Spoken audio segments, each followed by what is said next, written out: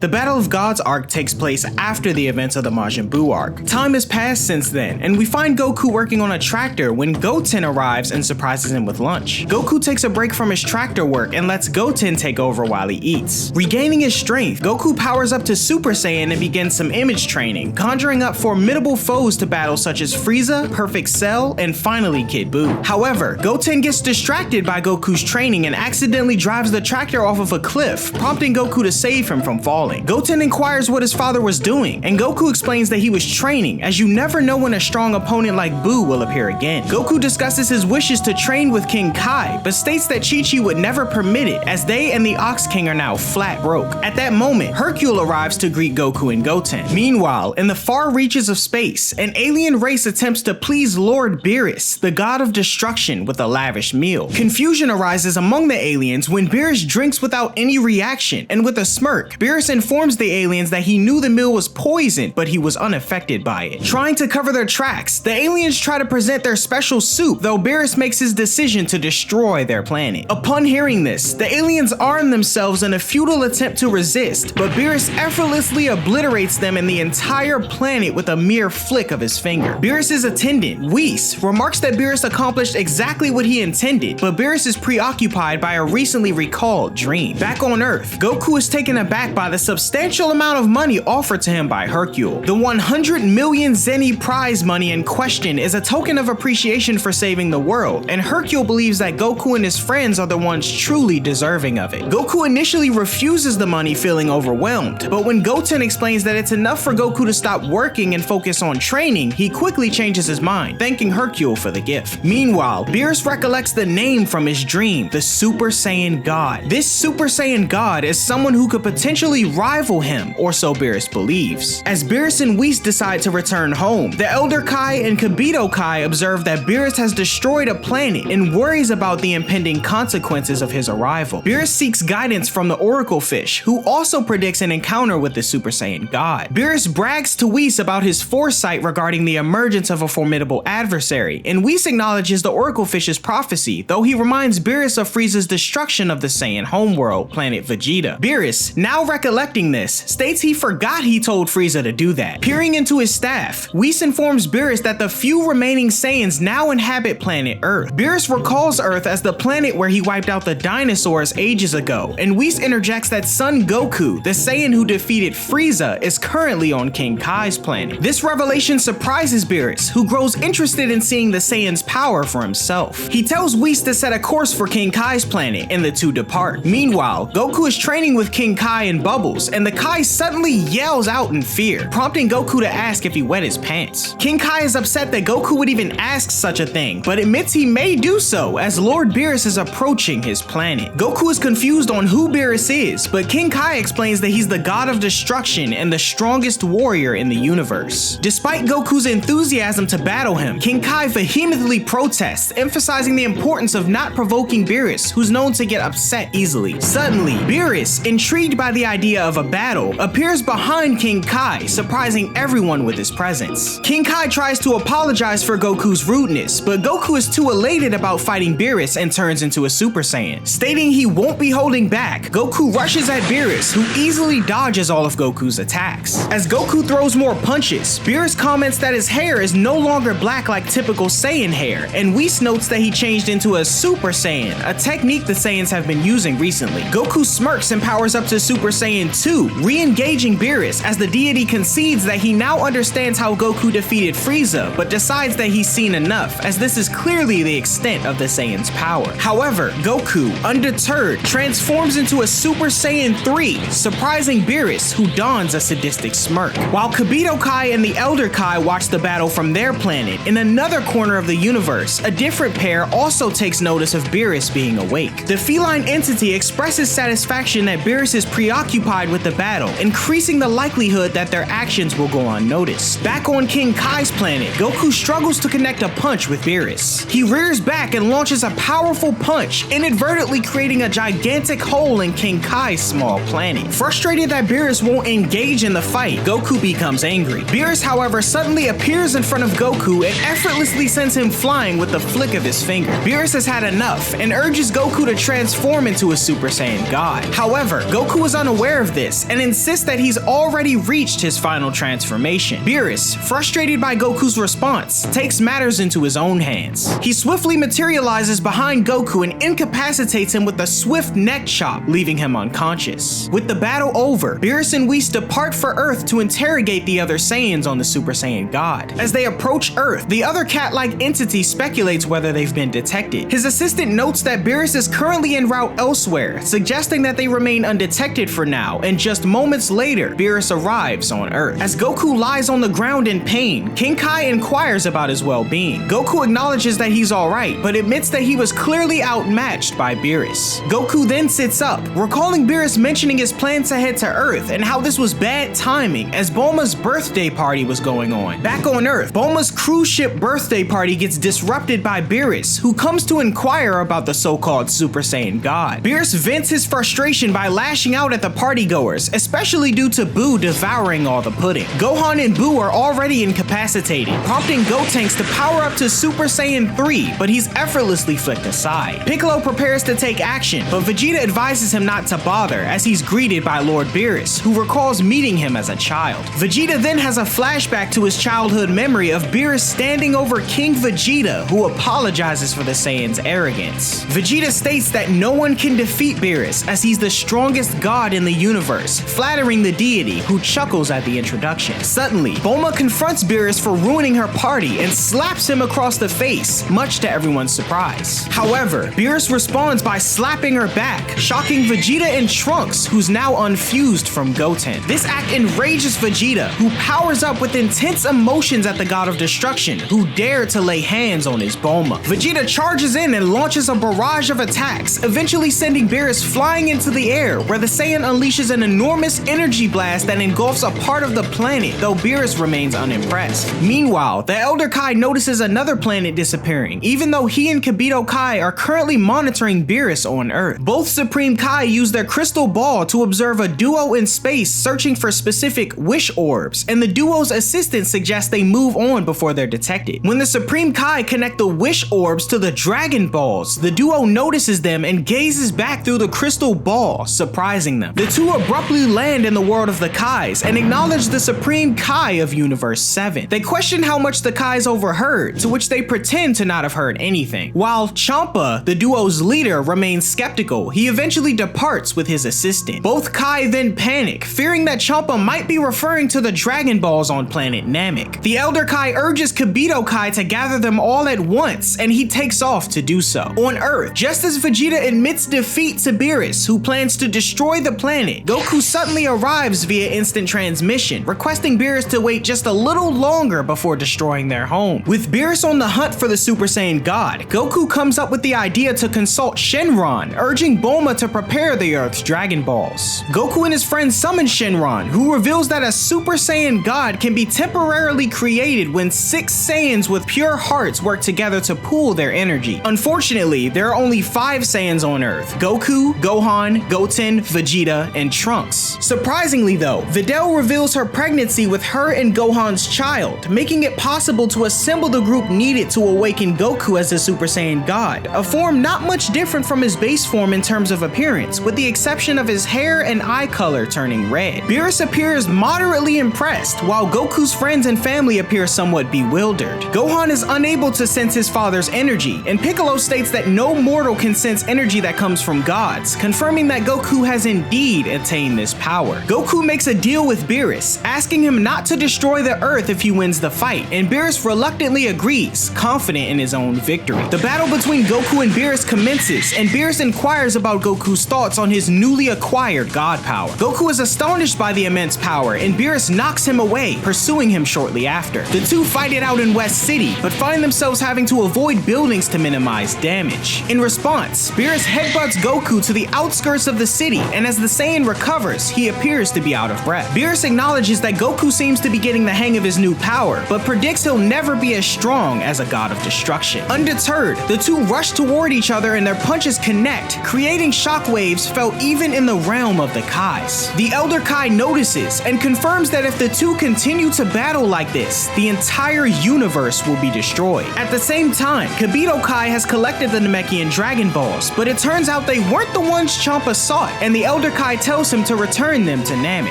High above Earth, Goku and Beerus continue their duel, though Goku pauses, attempting to catch his breath. Beerus grows impatient, stating that Goku is beginning to lose his power, and despite the enjoyment of the fight, he decides it's time to conclude it. Beerus then launches a massive destruction sphere toward Goku and Earth, telling the Saiyan to die along with his planet. However, Goku smirks and states that the power of the Super Saiyan God is telling him that he's barely scratched the surface of his potential, and counters with a Kamehameha to nullify the attack. This creates a massive explosion noticed throughout the cosmos. Soon after, Whis arrives in the battle space, suggesting that they consider the match concluded for now. Beerus, satisfied, chooses to leave Earth intact for now, so long as Goku pushes himself further to prepare for their rematch. Moreover, Goku learns that Beerus is the God of Destruction in this universe, known as the 7th of 12. He states that there are certainly stronger beings out there, including Whis, who's revealed to be Beerus' teacher. Goku chuckles at the surprising revelation, and the two depart, leaving a battered Goku behind. The Kais remain deeply impressed by Goku's strength, and it's soon revealed that the younger Supreme Kai and Kibito have unfused thanks to a wish from the Namekian Dragon Balls. The Elder Kai wishes for peace to prevail a little while longer, and in a distant part of space, a group of aliens stumbles upon a massive Dragon Ball. They attempt to contact their headquarters, but notice Champa and his attendant outside their ship. With a smile, Champa fires an energy blast, obliterating all traces of the aliens. On planet Frieza number 17, another alien informs someone named Sorbe that their scout ship has been destroyed. With their forces being depleted, the remaining group contemplate the only option left, reviving Lord Frieza himself. Sorbe emphasizes the urgent need to locate a planet with Dragon Balls, and Champa's attendant cautions him that drawing attention will make Beerus aware of them. Champa agrees to return home, but he hints that he'll have a surprise in store for Beerus the next time they meet. Resurrection F takes place after the events of the battle between Goku and Beerus. Peace has returned to the Earth as we transition to Hell,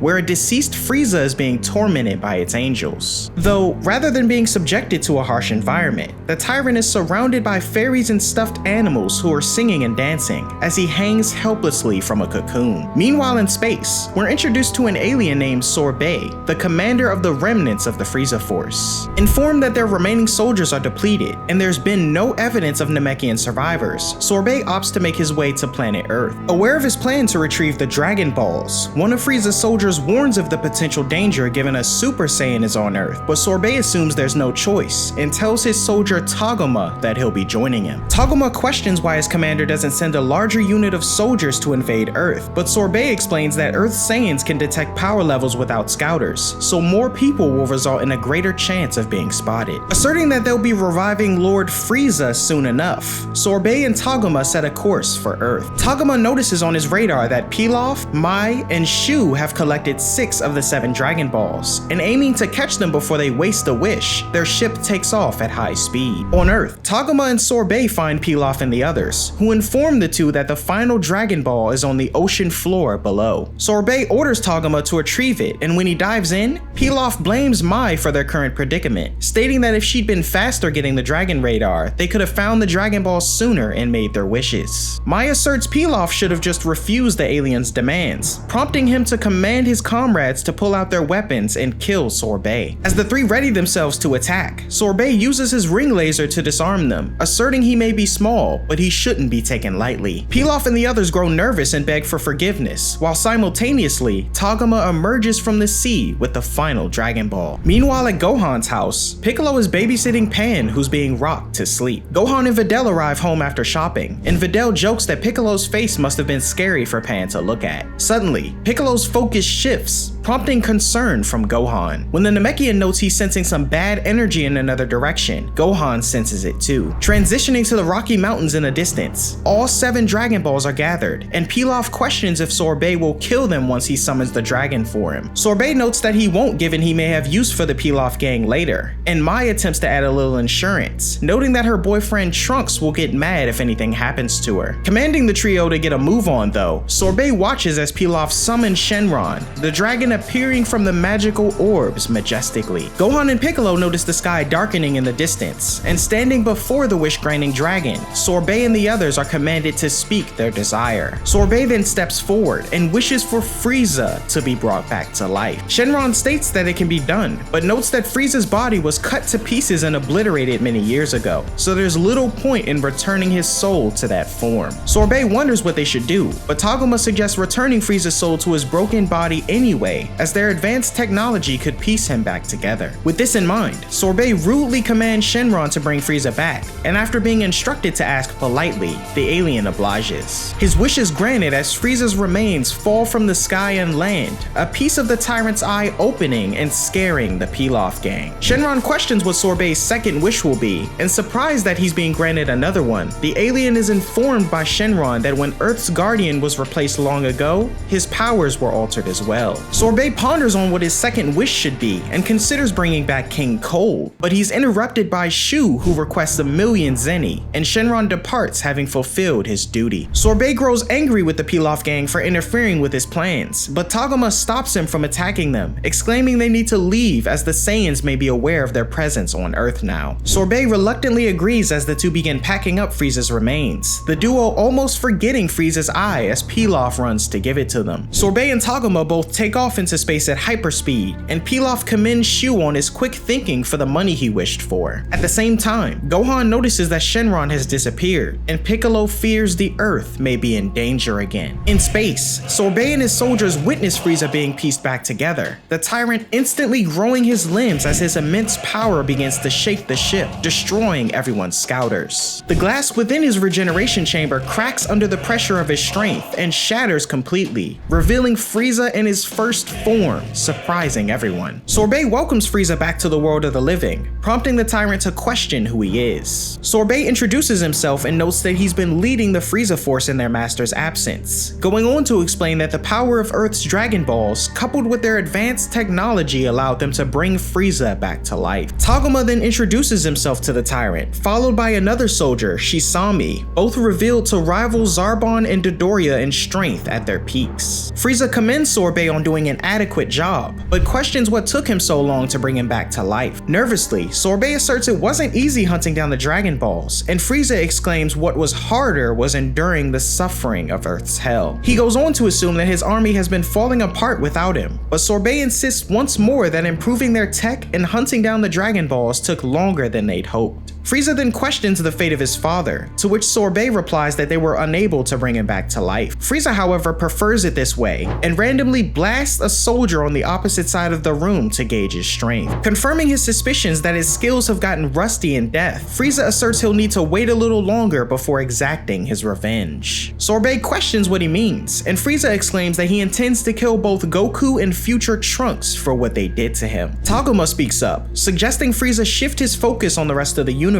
but Frieza responds by lifting the soldier up and throwing him into the vacuum of space. The pressure from the cracked window flings other members of the Frieza force into space as well, and Sorbe employs a shield around the ship to stop the chaos. Noting the Frieza force has become nothing but cowards, Frieza questions how Sorbe would expect anyone to fear them while they themselves tremble before the hands of Saiyans. Sorbe, however, asserts that the Saiyan named Goku has gone through a great deal since Frieza's death, having become more formidable than when he bested him in battle. Frieza laughs though, stating he'll just have to become stronger himself in order to defeat Goku. Sorbe goes on to explain that Goku even defeated Majin Buu, catching Frieza's attention as he was always told the only two people in the universe he was never to challenge was Beerus the Destroyer and Majin Buu. Now arriving at the realization that Goku is even stronger than he dared to admit, Frieza gains the motivation to grow so powerful that he's never dethroned again. He goes on to say that he'd never trained a day in his life and wonders what possibilities he could unlock if he focused on releasing his latent potential. Sorbe questions if Frieza can truly grow stronger than his final form, and Frieza confirms, asserting that if he trains consistently for the next 4 months, he can achieve a power level of 1.3 million. Meanwhile, Jocko is seen traveling to Earth, arriving at Capsule Corps where he argues with the receptionist to see Bulma immediately. The woman refuses to let Jocko in without an appointment, but Dr. Brief arrives shortly shortly after, the two waiting around until Bulma appears. Having recently spoken to her sister Tights, Jocko questions if Bulma knows the man who defeated Frieza long ago. Bulma responds that there were two men who managed to do this,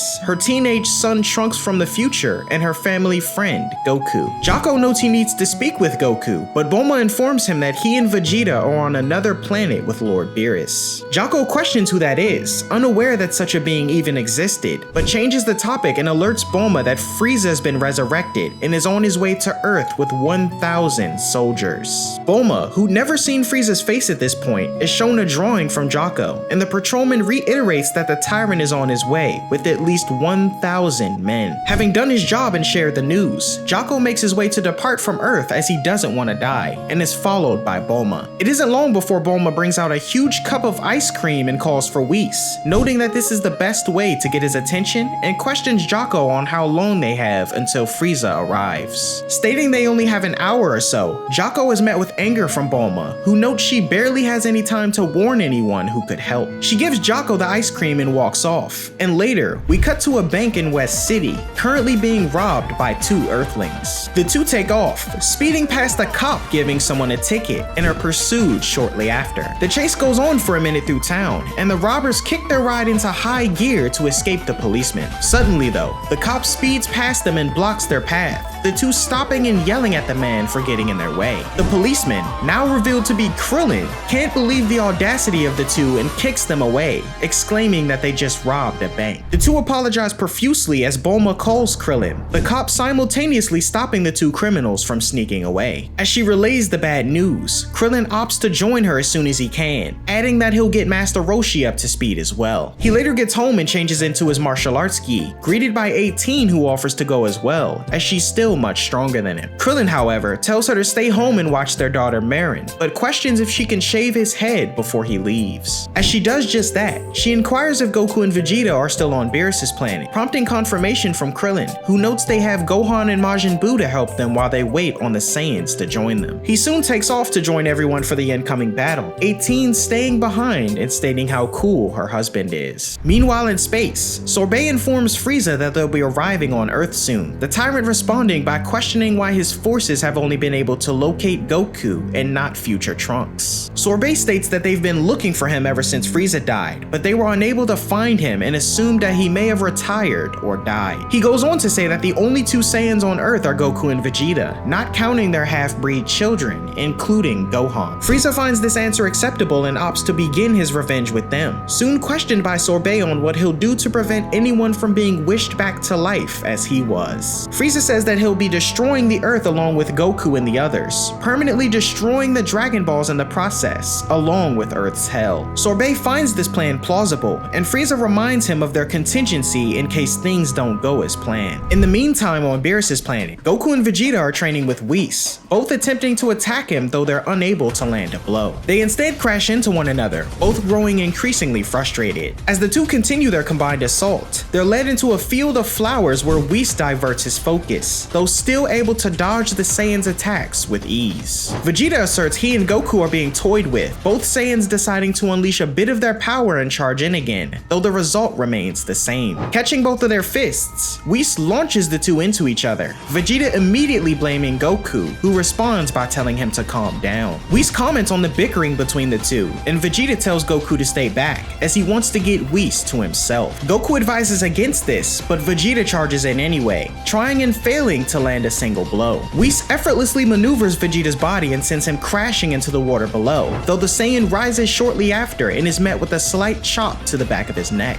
This attack knocks Vegeta unconscious, and Goku, observing from above, is met with a silent gesture from Whis to attack once more. Goku flies in and tries to land a blow as Vegeta did, but is quickly teased by Whis, who could have knocked him out instantly. Goku moves around his hand and attempts another attack, but he's halted with a slight gesture to his neck and is sent crashing down to the water below. Goku, however, stops his descent and rushes back in, only to be pushed back with a shockwave and plummet into the water after all. At the same time, Vegeta regains consciousness, flying in to grab Whis from behind. Although he succeeds in this, it doesn't do him any good when the angel releases himself from his grip, the two Saiyans unleashing another barrage of blows that are blocked in their entirety. Having seen enough, Whis stops their attacks and tells them that they're done for now, conversing with the winded Goku and Vegeta, who at this moment don't possess the necessary speed to keep up with him. He directs their attention to their tops as he was able to sign them during their training, surprising the two. Whis goes on to explain to the two that they're still thinking before they move rather than just moving, noting that this habit is especially strong in Vegeta and that overthinking limits his fighting speed. Goku states that Vegeta really does like to overthink everything, prompting Vegeta to state that Goku only thinks less because he's an idiot. That aside, Whis notes that the end goal for the Saiyans should be to master the ability to have each part of their body think and move independently from the others, but admits that this is an extremely difficult thing to do, as Lord Beerus hasn't even mastered it. Vegeta questions if Whis truly has the ability to move without having to think, and the angel confirms. Goku then noticing that he stepped in poop, prompting a comedic moment. Jokes aside, Whis turns his attention back to Vegeta, telling him that regardless of being an extraordinary fighter, Goku's always one step ahead of him. He goes on to explain that the Saiyan walks around with a chip on his shoulder which prevents him from fighting at his full potential, suggesting that when there's a chance to rest, he needs to take it as Goku does. However,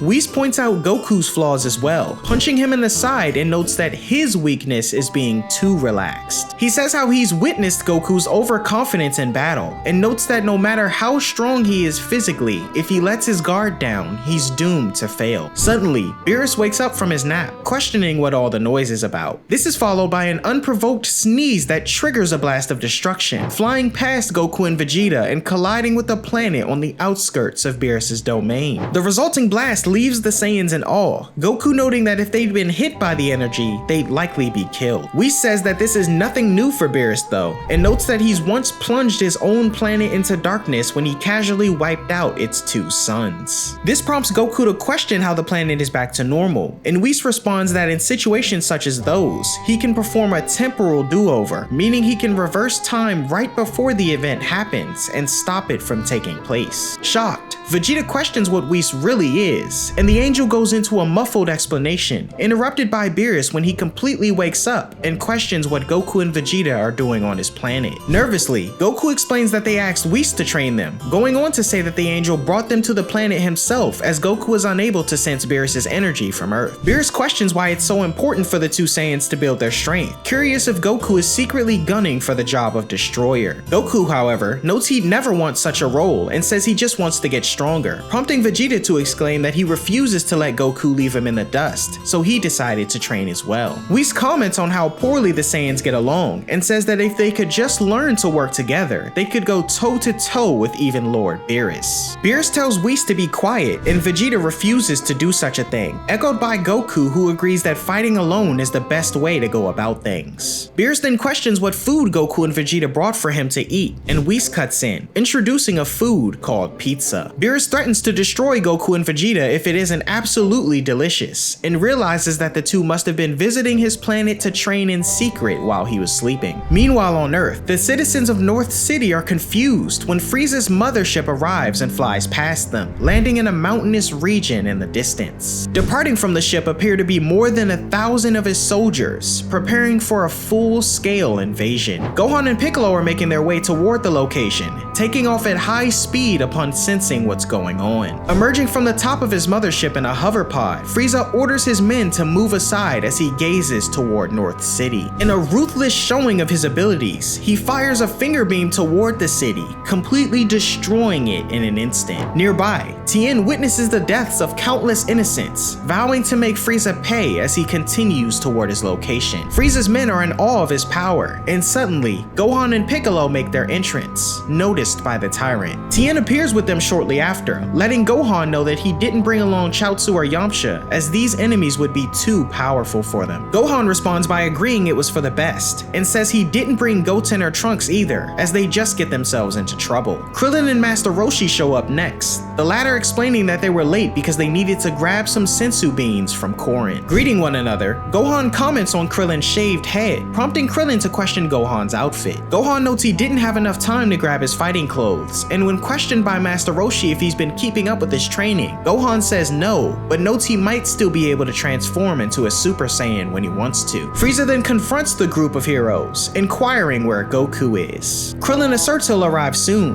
and Frieza recognizes him, recalling that he killed Krillin on Namek, and states that the Dragon Balls can apparently revive the powerful and the pathetic. Suddenly, Jaco arrives in his Galactic Patrol spaceship with Bulma, who finally sees Frieza firsthand and comments on how creepy he looks. Krillin berates Bulma for showing up to Frieza's invasion willingly, but she says she hasn't had any luck contacting Goku or Vegeta, so she figured she'd be safer if she joined up with everyone else. She then demands Jaco to come out of his spaceship and help everyone fight, and after some convincing, he agrees to take on Frieza's soldiers, but preferably the weaker ones. Tien and Krillin wonder who the stranger is, and at the same time, Frieza recognizes the symbol on his chest as Galactic Patrol. His focus wavers though when Bulma calls him out, taunting Frieza on his first two losses to Goku and Trunks, and questions how he managed to come back to life. Declining to answer, Frieza assumes Bulma must have been on Namek during his battle with Goku, and demands she tell him where he is. Instead, Bulma mocks Frieza some more and questions what took him so long to return for his revenge, prompting laughter from the tyrant as he explains he was tied up for a bit longer than he would have liked. Bulma goes on to tell Frieza to leave the planet before he loses again, but Roshi tells her to be quiet before she escalates things further. Frieza threatens to kill Goku's loved ones if he doesn't show up to Earth, and hoping for a way out, Bulma relies on Gohan's strength to handle Frieza in the meantime. However, Gohan tells Bulma that he's outclassed against Frieza at the moment, going on to say that the tyrant has reached a completely different level of power, and that it took Goku everything he had to defeat him on Namek. Now realizing the error of her ways, Bulma apologizes to Frieza and requests he wait patiently for Goku's arrival. The tyrant only gives Goku 10 seconds to show up though, prompting Bulma's anger. The stage is set for Earth's invasion, and when Sorbe gives the order to attack, the entire Frieza force launches in. The Z-Fighters ready themselves for battle, Master Roshi bulking up and alerting everyone that by his estimation, they'll need to eliminate 170 soldiers each. Everyone begins their individual battles, Roshi stepping up to the plate first and demonstrating his ability as a few soldiers attempt to tackle him. Responding with a Kamehameha, Roshi eliminates them as he's surrounded by many more.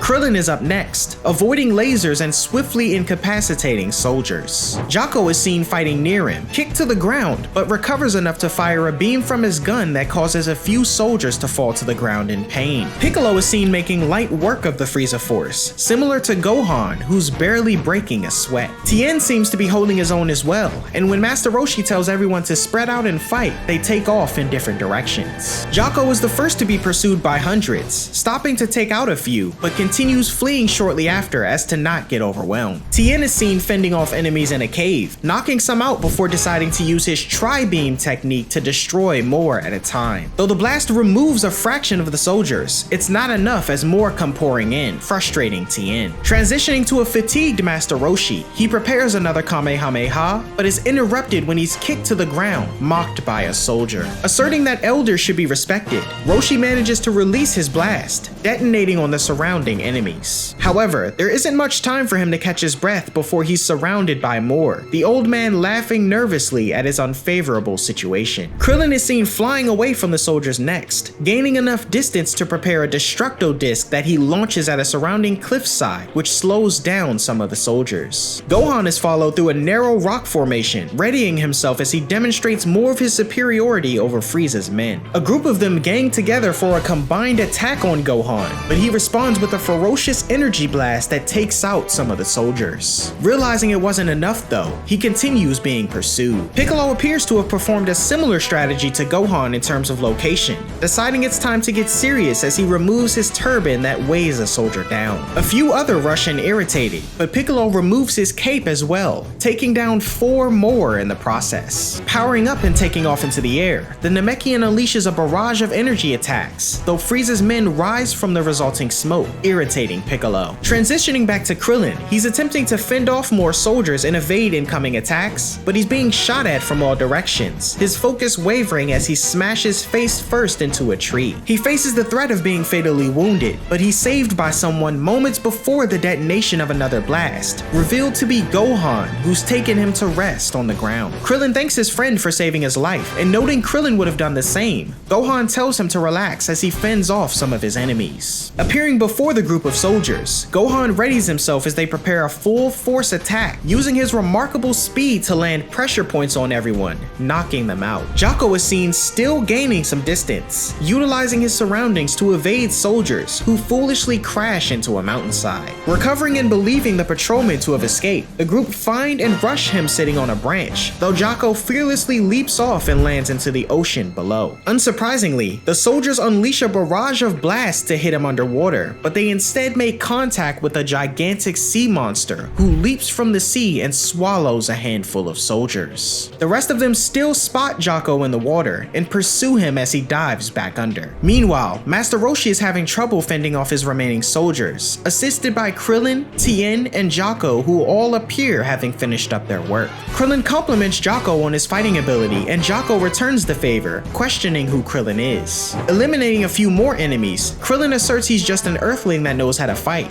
and Jocko says he thought Krillin was too strong and funny looking to be from Earth. On the sidelines, Sorbe watches the Frieza force dwindle down, wondering how only a few Earthlings have survived this long. Frieza isn't surprised in the least though, noting that if Gohan wanted to, he could wipe out an entire 1,000-man army in an instant. He goes on to assert that if you watch closely, the boy's attacks are deliberately non-lethal, just like his father Goku, who possesses such a pure heart it makes him want to vomit. Shisami then cuts in, requesting permission to join the battle. Upon confirmation, he lands in front of Piccolo, opting to start the killing with him. Piccolo accepts the challenge and launches in, dealing a kick to Shisami, though it's deflected as he's punched aside, flailing through the bodies of Frieza's soldiers. Rising to his feet, Piccolo manages to evade an energy blast, responding quickly with a special beam cannon that he launches at Shisami. When the attack detonates, Piccolo believes the battle to be over, but Shisami appears behind him, landing a blow that leaves Piccolo temporarily unconscious. Nearby, the Z-Fighters are finishing off the remaining soldiers, and Gohan notices Piccolo still battling his enemy. Stepping in to finish things quickly,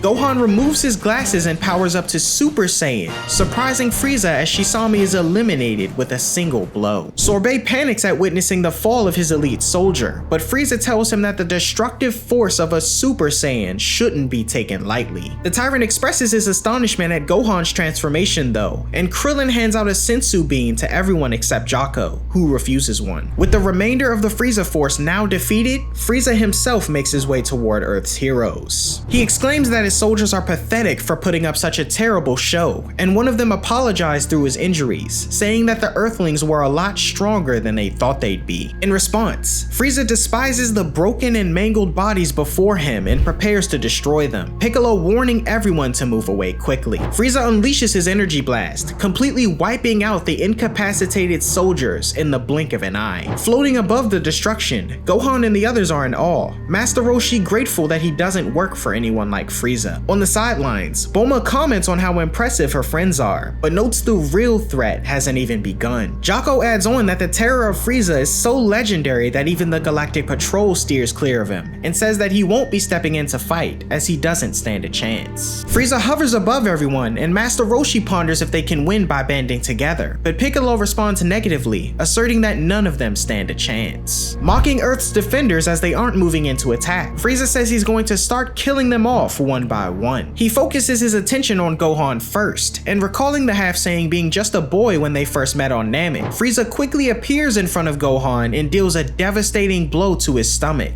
knocking him unconscious. Listening for a heartbeat, Krillin can't hear one and assumes Gohan to be on the verge of death, so Piccolo intervenes and deals shock treatment to the half-Saiyan, reviving him as he's given a sensu bean. Watching Gohan rise to his feet, Frieza comments on how the Earthlings have some sort of wonder drug, but notes it won't be enough to save them from death. Tien questions Krillin on how many sensu beans they have left, and realizing only one remains, everyone prepares for the fight of their lives. Meanwhile on Beerus' planet, Lord Beerus is enjoying pizza while Goku and Vegeta continue their training with Whis. Beerus, however, interrupts them when questioning what cheese is, prompting Goku to ask if that's really necessary. Beerus responds with the threat of destroying the Earth, but Goku retracts his questioning, begging the destroyer not to. Suddenly, the Oracle Fish flies in, alerting Whis that he missed an important call from Earth. Whis retrieves his staff and witnesses Bulma offering ice cream, poised to make his way to Earth to investigate, along with Beerus, who wants to try some as well. Whis contacts Bulma back and questions her more about the food, but Bulma responds by demanding Goku and Vegeta to return home immediately, as Frieza's come back to life and is threatening the Earth. This news surprises the Saiyan duo, and Goku tells Bulma they'll have Whis take them home right away. Whis estimates a 35-minute trip at maximum speed though, so Bulma suggests Goku use instant transmission instead. Goku counters that he has to sense his target in order for it to work, so Bulma employs Gohan and the others to power up to their maximum. The group does so, and when Goku finally senses them, Vegeta reluctantly grabs his hand as they take off for their friends. The two arrive on Earth to everyone's joy, and when Goku questions if they made it in time, Krillin happily responds that he should try to make it at the start of the fight next time. Frieza greets Goku as well, pleased to see that he's finally arrived, and acknowledges Vegeta's presence too. Goku questions how Frieza managed to come back to life, and Piccolo cuts in, informing him that his lackeys use the Earth's Dragon Balls. Frieza goes on to recount his experience in Earth's hell over the past few years, noting that rather than ruling the universe with an iron fist, he was serenaded by teddy bears every day. Goku responds that Frieza was only killed because he came to Earth looking for a fight, but the tyrant asserts he had to, as he'll never be able to sleep in the cosmos knowing that he shares it with Goku. Frieza asserts that the Saiyan's death will be his remedy for peace of mind, and goes on to explain that he's been training intensively every day since his return to make sure that he doesn't lose to him again. Goku asserts that Frieza's definitely become stronger since the last time they met, but says he's gotten a lot stronger as well, so he'll have his work cut out for him. Frieza responds in saying that on Namek he made mistakes and was caught off guard by Goku, so to ensure that won't happen again, he plans to reveal his final form from the very beginning. Frieza then powers up immensely, exploding into a wave of energy that surprises both Goku and Vegeta. The sky becomes darker as the Saiyans and everyone stand in awe, Frieza emerging in his final form, reminiscent of their battle on Namek.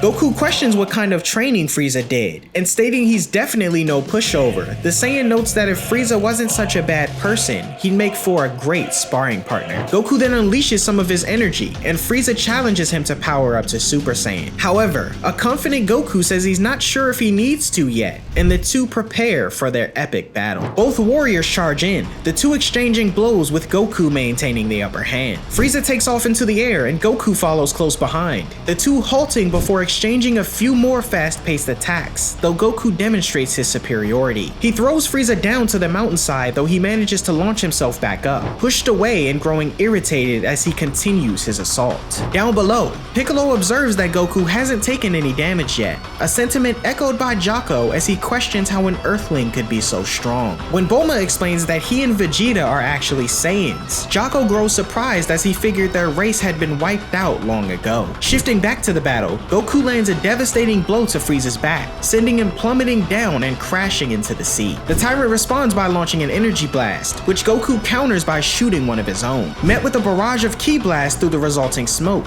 Goku manages to swipe them all away. They're headed straight for Vegeta and the others, but the Saiyan calmly uses his own energy attacks to stop the blasts from detonating around them. Above, Goku is taken by surprise when Frieza appears behind him, unleashing a deadly energy ball that comes hurtling at top speed. Responding quickly, Goku unleashes a Kamehameha, swiftly overpowering the attack and creating a powerful explosion. When the smoke clears, Frieza grows angry when Goku mocks his current capabilities, prompting the tyrant to unleash more physical attacks that Goku counters. Below, Vegeta is watching the battle in irritation, taking off into the air to meet Goku and Frieza. Randomly launching toward the two, Frieza is caught off guard when Vegeta punches Goku out of the way and deals a few more blows to him. Asserting that Goku promised promised him they would take turns fighting Frieza, the two continue their squabble in midair, Frieza interrupting the Saiyans and insisting that Vegeta hang back a bit, as he wants to kill Goku first. Reluctantly, Vegeta agrees and returns to the ground, intent on battling Frieza eventually. Back in the air, Frieza notes that Goku's grown a lot stronger than he thought, going on to say that it's fortunate he trained so hard in the past few months, otherwise he might actually be scared. Goku finds this comment amusing and realizes that Frieza's been holding back his true power, the tyrant confirming as both fighters agree to utilize their full strength. Landing back on the ground, Goku powers up and unleashes his most powerful transformation, Super Saiyan Blue. This development astounds Frieza, who learns that Goku originally started with a form called Super Saiyan God, but learned to tap into that power to unlock the form he sees before him. In response, Frieza powers up as a fiery aura surrounds him, different from what everyone's seen before. It's not long before the tyrant explodes in a blinding flash of light, revealing a golden form that surprises both Goku and Vegeta. His glimmering new facade now on display for Earth's warriors to see, Frieza dons his new form, Golden Frieza, and tells Goku there's far more to it than just the alluring glow. Goku tells Frieza he's far more powerful now than he was expecting, and Frieza looks forward to round 2 of their epic battle. Before starting though, Goku jokingly questions Vegeta on if he wants to take his turn now, but the Saiyan adamantly refuses, and Goku readies himself for their fight. Goku charges in, and his first attack is caught by Frieza, the tyrant responding by delivering a gut punch and a blow to his face. Goku is sent flying into a rock formation and bombarded by finger beams that trigger a massive explosion. However, he soon rises from the ashes, to no surprise of Frieza. The Saiyan charges in again, this time using instant transmission to appear behind Frieza and deal a blow to the back of him. Frieza lands in the sea below, but launches back up in a fury as the two exchange blows. Interlocking themselves in midair, Frieza takes advantage of the opportunity to flip and knee Goku in his stomach, only to be met with a similar attack to the face, and the two continue their rapid exchange of attacks. Goku is kicked away and Frieza pursues, the two landing in a volcanic-like structure in the distance. Goku quickly gets back to the action when he attempts to punch Frieza, but Frieza effortlessly dodges and deals more attacks to the Saiyan, seemingly gaining the upper hand. As their battle continues, everyone watches on the sidelines as Beerus and Whis appear, the latter greeting everyone as Krillin questions if they're here to help. They quickly decline to intervene with mortal affairs though, and instead question Bulma about the ice cream she promised them. Bulma notes this isn't such a good time for dessert,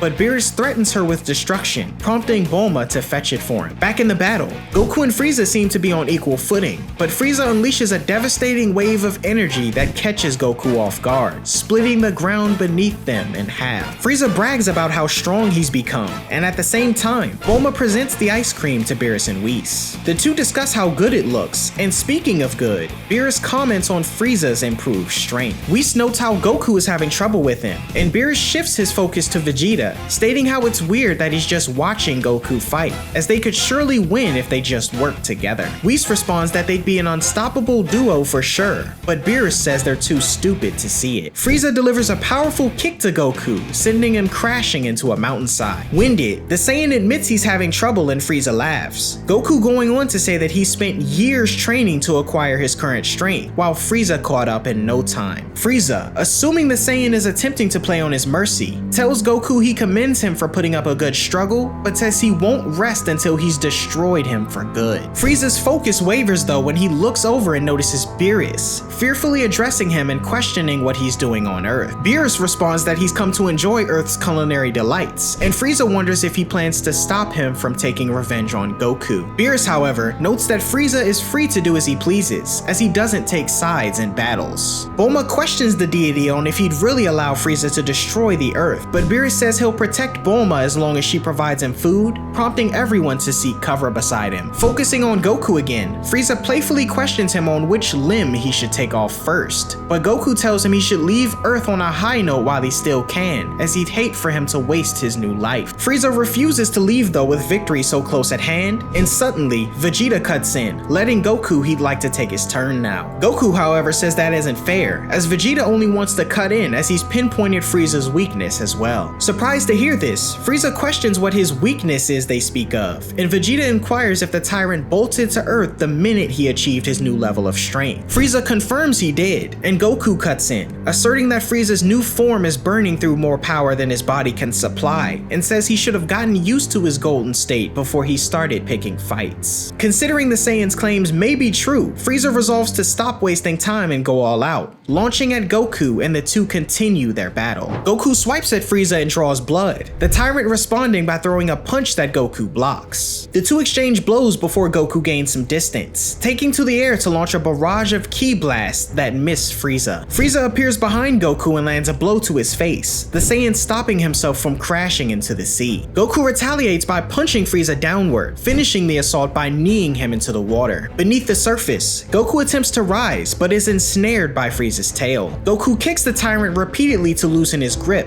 but he responds by launching ki blasts at Goku's face. Struggling to breathe, Goku powers up and rushes toward the surface, appearing from underwater as both he and Frieza attempt to catch their breath. Goku, however, remains confident and flies away, irritating Frieza, who pursues him. He unleashes another wave of energy attacks, but Goku evades and counters them all. He's soon rushed by Frieza, who lands a powerful punch to his face. However, this time, Goku is unfazed, surprising Frieza as the two come to a standstill. Goku breaks the silence though when he hits Frieza with a slight gesture, the power from said attack causing visible damage to him. Goku continues his assault, beginning to dominate Frieza in their battle. He follows up with a Kamehameha, and though Frieza attempts to send it back, he's overpowered and engulfed by the blast. Everyone watches in amazement apart from Vegeta, and after a moment of reprieve in the battle, Frieza emerges from underwater. Goku, asserting that his prediction came true after all, tells a fatigued Frieza to leave the Earth while he still can. He goes on to say the two can fight again when he's ready, and losing his composure, Frieza lets out a furious cry, wondering why he's falling short to Goku yet again. He drops to his knees as Goku appears in front of him, angered that things are failing to go as planned. Frieza suddenly strikes a glare at Sorbe in the distance though, and remembering what they discussed, the alien shoots a relaxed Goku through the chest, causing him to revert to his base form. This sudden development pleases Frieza, and as Goku's friends watch in awe, Whis appears disappointed, having witnessed Goku drop his guard again. Revealing to an injured Goku that he had a contingency plan all along, Frieza begins kicking him while he's down, and steps on his newly created wound. This prompts the Saiyan to scream out in agony while on the sidelines. Whis states that he tried to warn Goku that something like this might happen. Frieza continues his torture to Goku, finishing it by kicking him into some rocks in the distance. Krillin and the others attempt to intervene, but Frieza stops them in their tracks, preventing any interference. Frieza berates Goku for his habit of being too lenient, going on to say that the Saiyan is too strong for his own good and way too overconfident, mocking the Saiyan and stating that one of the cosmos' strongest mortals was felled by a ray gun. Frieza prepares to destroy Goku once and for all. However, he notices Vegeta watching in the distance, noting that he could make this moment much more enjoyable for himself. Frieza offers for Vegeta to be the one to finish off Goku, going on to say that if he does, he'll be spared and can repledge his loyalty to the Frieza Force. After a moment of consideration, Vegeta moves toward Frieza and Goku, Bulma yelling for her husband to stop, though Frieza tells her to shut up. Landing in front of his rival, Vegeta listens as Goku apologizes for messing things up, the Saiyan Prince telling Goku that Whis tried to warn him about his overconfidence. Vegeta then tells Frieza that he can't will himself to kill Goku, as their rivalry pushes him to grow stronger. Frieza, however, tries to sweeten the deal, asserting that he'll allow Vegeta to become the supreme commander of the Frieza Force if he takes Goku's life. Vegeta initially pretends to be interested, but drops a bombshell, revealing that he's going to pulverize Frieza until there's nothing left of him. Frieza is astounded at Vegeta's audacity, but the Saiyan Prince remains stern in his decision making, telling Frieza that he'd be a fool to expect any loyalty from him after he blew up the planet he was destined to rule. On the sidelines, Whis whispers to Beerus that he was the one who authorized Planet Vegeta's destruction in the first place, but Beerus tells him to be quiet as he doesn't want that getting out. Vegeta tells Krillin to get Goku a senzu bean right away, and when he rushes to get to him, Frieza attempts to kill Krillin with a ki blast. Vegeta, however, swiftly appears and swats said ki blast away, landing directly on top of Sorbe in the distance and kills him on impact. Krillin lands and feeds the last senzu bean to Goku, and when the Saiyan fully recovers, Vegeta tells him to stay out of this fight while he deals with Frieza. Frieza confidently asserts that Vegeta stands no chance against him, but the Saiyan powers up and transforms into Super Saiyan Blue, surprising him completely. Approaching the tyrant, Vegeta asserts that Frieza had no idea he transformed, as he's been a Super Saiyan for years, and now he too has the power of a god. Frieza unleashes a ki blast at the Saiyan, but Vegeta swats it away with ease. In response, Frieza unleashes a ki blast barrage, but Vegeta appears from the resulting smoke, telling Frieza that he doesn't share Kakarot's sense of forgiveness and plans to send the tyrant back to hell. Frieza expresses his disbelief in Vegeta's capabilities before the Saiyan rushes in, dealing a devastating blow to the tyrant's stomach, which causes severe damage. Frieza responds by attempting to land punches on Vegeta, but Vegeta dodges each blow and lands a few of his own, ending the combination with a kick that pushes Frieza back. Frieza rushes back in and is pummeled on re-entry, kicked away by Vegeta again and crashes into a mountainside nearby. When the dust settles, Frieza is at his limit and reverts from his golden form, in disbelief at his current predicament as Vegeta appears in front of him. Vegeta tells Frieza to face his death with honor and warns him from coming back to life, but the tyrant, in a desperate final move, delivers an attack to the earth that completely ruptures it. As the planet moves to the brink of destruction, Beerus tells Whis to act fast, and the angel erects a force field around himself and everyone surrounding him. It's not long before the earth shatters under the pressure of Frieza's attack, completely exploding and destroying all life on it, including Vegeta's. In space, Earth's survivors are in awe of the recent events, and Bulma cries knowing her mother, father, husband, and child are all dead. Piccolo notes that Frieza was so cowardly that he took the planet with him, though Whis interjects, stating that Frieza is most likely alive, as his species can survive in the vacuum of space. Master Roshi goes on to say that the Dragon Balls are destroyed too, so there's no way anyone can reverse the damage that Frieza's done. Goku takes the blame for the situation, saying that if he just finished Frieza off when he had the chance, none of this would have happened. Whis agrees and questions if the Saiyan is ready to make things right, and Beerus says the only way to stop Frieza is to eliminate him for good. Goku questions how it would be possible to change anything now, and Whis reminds him of his ability to reverse time. He says that 3 minutes is all he can manage to do though, and reverses time to the moment before Frieza blew up the Earth. As the tyrant prepares to go through with his devious plan again, Goku flies in, preparing and unleashing a lethal Kamehameha intended to kill Frieza. When Vegeta moves out of the way, Frieza is caught in the blast, unable to defend himself, and is completely disintegrated, along with the rest of his ship. After the tyrant's elimination, Vegeta rushes toward Goku, berating his rival for swiping his victory from under him, though Goku tries to explain. Bulma cuts in though, telling her husband that Goku just saved him and the entire world, and Vegeta demands an explanation. As Bulma explains everything in the aftermath, she thanks Beerus and Whis for their help,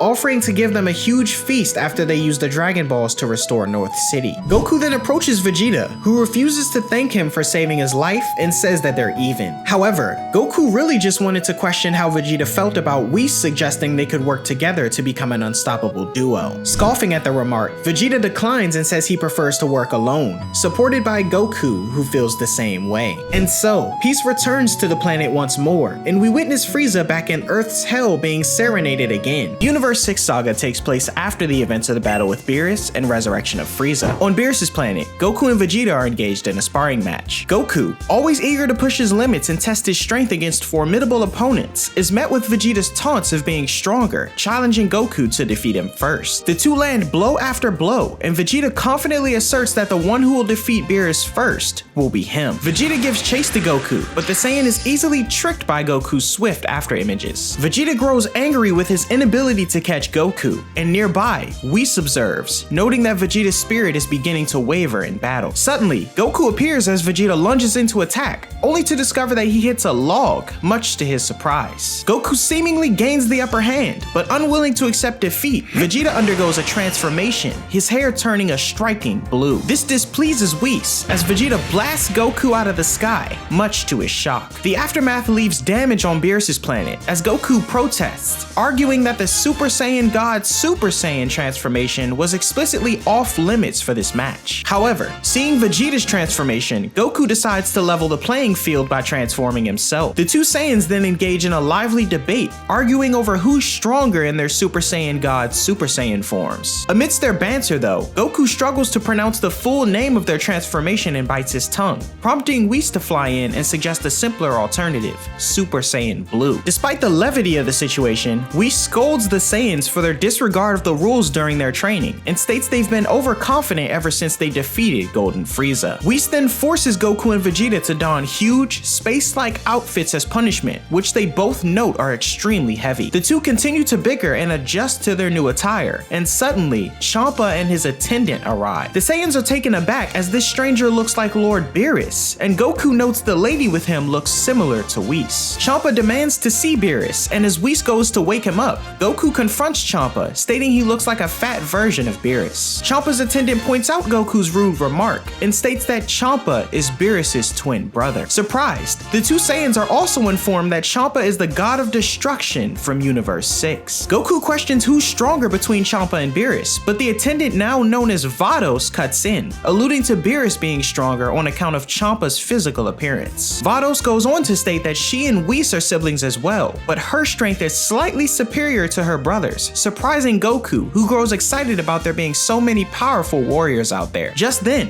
Whis and Beerus emerge, Whis disagreeing with the idea that his sister is stronger, as it's been 1,000 years since they last trained together. Vados challenges Whis to prove himself, but Beerus changes the subject, questioning why Champa has arrived. Champa then challenges Beerus to a rather unusual competition, a food contest. Champa pulls out a dish from his universe known as the Don Don Bird Egg, and Beerus pulls out ramen from Earth. Goku wonders what's going on, and is informed that Lord Champa always brings food when he comes to visit, prompting disappointment from Goku, as he thought he'd get to see Beerus unveil his true power. After a moment of eating, Beerus seems unimpressed, as he prompts his brother to try his dish now. Champa is taken aback by the exquisite taste of the ramen presented by Beerus, and becomes intrigued about where he got it from. Beerus states it's from a planet called Earth, and curious about the planet's culinary delights, Champa instructs Vados to locate Earth in Universe 6. Vegeta cuts in, questioning what Universe 6 is, and Whis informs him that there are 12 universes total, and the one they live in is called Universe 7. Whis goes on to state that Lord Champa hails from Universe 6, and that Universes 6 and 7 are almost exactly alike. Additionally, the other universes that add up to 13, such as 1 and 12, and 2 and 11, are also identical. Vegeta is surprised, and Goku fails to understand the lesson, but Vegeta opts to explain it to him later. Vados then discovers Champa's Earth in Universe 6, but notes that it was obliterated in a war which exterminated all of humanity. Beerus taunts his brother for being unable to experience such amazing food in his universe, prompting Champa to propose a fight, surprising Beerus. Champa proposes that if he wins, they switch universes, but opts to substitute a Destroyer's battle for fights between 5 chosen warriors from their respective universes. This tournament will feature one-on-one battles until only one team remains, and Goku, the ever-passionate fighter, is thrilled by the prospect of the inter-universe tournament. In a flashback long ago, we see Beerus and Champa locked in a fierce battle. Champa throws an attack at Beerus, but to evade the pursuing projectiles, the Destroyer lands on a nearby planet and swipes them away. Champa, however, flies in immediately and collides with the planet, triggering a massive explosion. As the two continue to fight, their explosive blows cause collateral damage to surrounding planets. They eventually land on a devastated planet, where Champa vents his anger toward Beerus for eating the Puff Puff fruit from their birthday cake. Vados, who had prepared the cake, watches amusedly as Whis remarks she did this on purpose. The argument between Beerus and Champa over the quality of their respective universes' food escalates, as Beerus effortlessly evades Champa's attacks. Pushed to the brink, Champa decides to unleash a powerful blast to destroy the universe, which Beerus meets with a counter blast. But before the fight can escalate further, Whis and Vados pacify their respective gods by knocking them out, suggesting they settle their disputes through culinary competitions. In the present day, Whis explains to Vegeta that this is why Beerus and Champa battle with food now, and states that this time, Beerus' victory over Champa hurt his pride. The Destroyers begin discussing the setup for their proposed battle between universes, with the winner getting to swap Earths. Beerus, however, questions what he'll get out of this, as the Universe 6 Earth is destroyed, and questions how they'd be able to switch anyway. Champa then explains that he has wish orbs that he spent decades collecting, and that with 6 of them currently in his possession, he only needs 1 more to complete the set. He says that if Beerus' universe wins, he'll hand them all over, prompting Goku to question if Champa is referring to the Dragon Balls. Surprised, both Champa and Vados question how Goku knows about the Dragon Balls, and Beerus taunts his brother, noting that Universe 7 already possesses these orbs. Champa questions if Beerus is referring to the Namekian Dragon Balls, and when Goku confirms, Champa states that these balls are different, as the Namekians Saiyans only took fragments of the wishing balls long ago, which are the ones Universe 7 is familiar with. He goes on to say that the ones he's referring to are massive wish-granting orbs, each the size of a planet, and names them the Super Dragon Balls. Still not convinced, Beerus believes the hunt for the final Dragon Ball would be pointless, but Goku cuts in, stating that Bulma could create a radar capable of locating it. Surprised, Beerus questions Goku on if he really wants to compete in the tournament, and when Goku confirms, Beerus accepts the challenge. The rules for the contest are laid out, much like those of the Tenkaichi Budokai. Contestants are disqualified if they surrender or fall out of the arena. Killing is prohibited,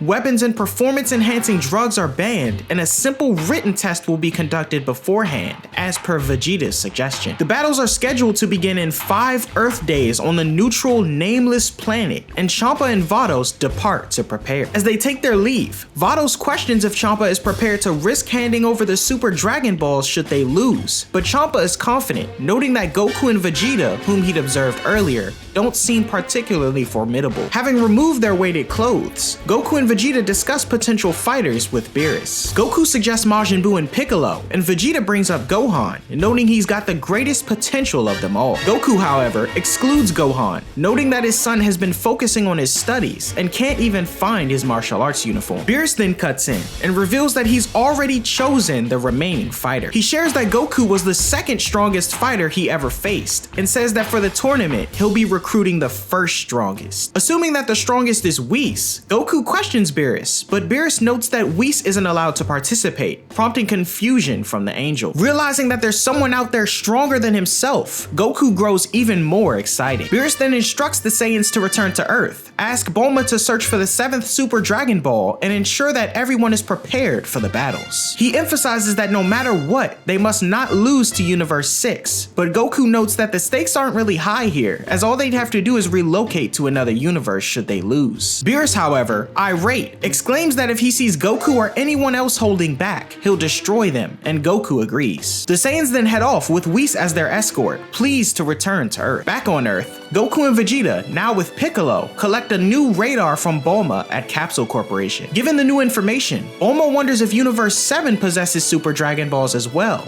prompting Vegeta to suggest searching for them in their universe first. Despite the radar not detecting any Dragon Balls in their universe, Bulma suggests they might have more luck searching closer to the center of the universe. Goku considers asking Whis for help, but Bulma suggests someone else, wary of Beerus and Whis' intentions should they gather all the Dragon Balls. Seemingly out of alternatives, she contacts her older sister Tights and requests a favor. On a remote island in the middle of the ocean, Tights mentions a certain individual who's been boasting about his new spaceship, able to arrive on Earth in about 50 minutes. Later on Earth, Jocko arrives, complaining about being summoned by Bulma for trivial tasks. Bulma questions Jocko on if he can take them to the center of the universe, but Jocko mentions that only one person named Lord Zuno might know how to get there. Zuno is revealed to be a peculiar person who knows everything, even the type of underwear a lady is wearing. Bulma inquires if Zuno can tell them the location of the Super Dragon Balls, and unaware of what those are, the Galactic Patrolman agrees that Zuno will definitely know. Having made up her mind, Bulma requests Jocko to take her to Zuno right away, the two going alone as there are only 2 seats in his spaceship. Before departing, Vegeta warns Jocko not to try anything funny with his wife, prompting Jocko to scoff at the idea of doing anything of the sort. The spaceman is slapped on the head as the two take off, with Goku noting that he and Vegeta sure have strong wives. Vegeta attributes this to their Saiyan lineage, stating that Saiyans only like strong women, prompting a surprised look from Piccolo. Deep in space on the nameless planet, 6 of the massive Super Dragon Balls float in the sky as Champa surveys the place, noting it needs some facilities. Finalizing the tournament's grounds, Vados questions if Champa has chosen his 5 contestants yet. Champa then thinks on Goku and Vegeta's arrival on Beerus' planet, noting that they were Saiyans, and decides that he should include some Saiyans on his team as well. With the members of Universe 7's team decided, Bulma, accompanied by Jocko, embarks on a quest to locate the last Super Dragon Ball, seeking the knowledge of the supposedly all-knowing Zuno. Jocko expresses ignorance about matches against Universe 6 and the Super Dragon Balls, and requests to join the group to witness the battles. Bulma agrees, suggesting he bring his girlfriend, only to find out she's dumped him, though Jocko tries to deflect. The two reach Lord Zuno's planet and stand before him, a large, purple-looking man floating in a pod. His assistants question if Bulma means to ask something, and upon confirmation, they tell her to present an offering. Jocko, demonstrating his eccentricity, kisses Zuno on the cheek, securing only one question as he's a man. Amusingly, Jocko questions Bulma's breast size, leading to a correct answer from Zuno. Jocko excitedly applauds the entity's knowledge, but Bulma, feeling uncomfortable, slaps him in the head. Bulma then presents her offering with a kiss on Zuno's cheek, but given she's middle-aged and not his type, she receives only 3 questions. Bulma questions if a beautiful woman such as herself is really limited to only 3, prompting a confirmation from Zuno, which utilizes her first question. With her second question, Bulma inquires about the Super Dragon Balls, and Zuno provides a detailed explanation. He states that they were created by the dragon god Zalima in the year 41 of the sacred calendar, and are shared between universes 6 and 7. Zuno continues, noting the process of making a wish, as he says you need to gather all 7 and chant in the language of the gods. Come forth, the god of dragons, give me what I want, in order for the dragon god to appear and grant you one wish. Digesting this new information, Bulma questions if the Super Dragon Balls are really shared between universes 6 and 7, prompting Zuno to confirm, which utilizes her last question. Bulma attempts to ask more of Zuno, but unrelenting, the entity tells her that her session is over, as Bulma awkwardly tries to kiss him for more information. Disheartened and arguing, Bulma and Jocko return to Earth. Inside the hyperbolic time chamber, Goku and Vegeta are training as they discuss the potential strength of Universe 6. Vegeta asserts they have to be strong fighters given Champa's confidence after seeing them train, and Goku grows excited, not only about the prospect of meeting 5 new opponents, but seeing the strongest fighter that Beerus mentioned earlier. Vegeta, however, tells Goku to grow up, and the two continue their training for 3 days, which equates to 3 years in the time chamber. Finally, the day of the tournament arrives, as the warriors and their friends and family from Earth, transported by Whis, head to the arena. Beerus learns that the Super Dragon Balls are spread between the 2 universes, indicating Champa's infiltration into Universe 7 undetected. Goku questions Videl on where Gohan is, prompting her to state he couldn't come due to an academic conference, much to Goku's disappointment. Vegeta then interrupts, pointing out a skinny, pink alien standing on the far side of the room,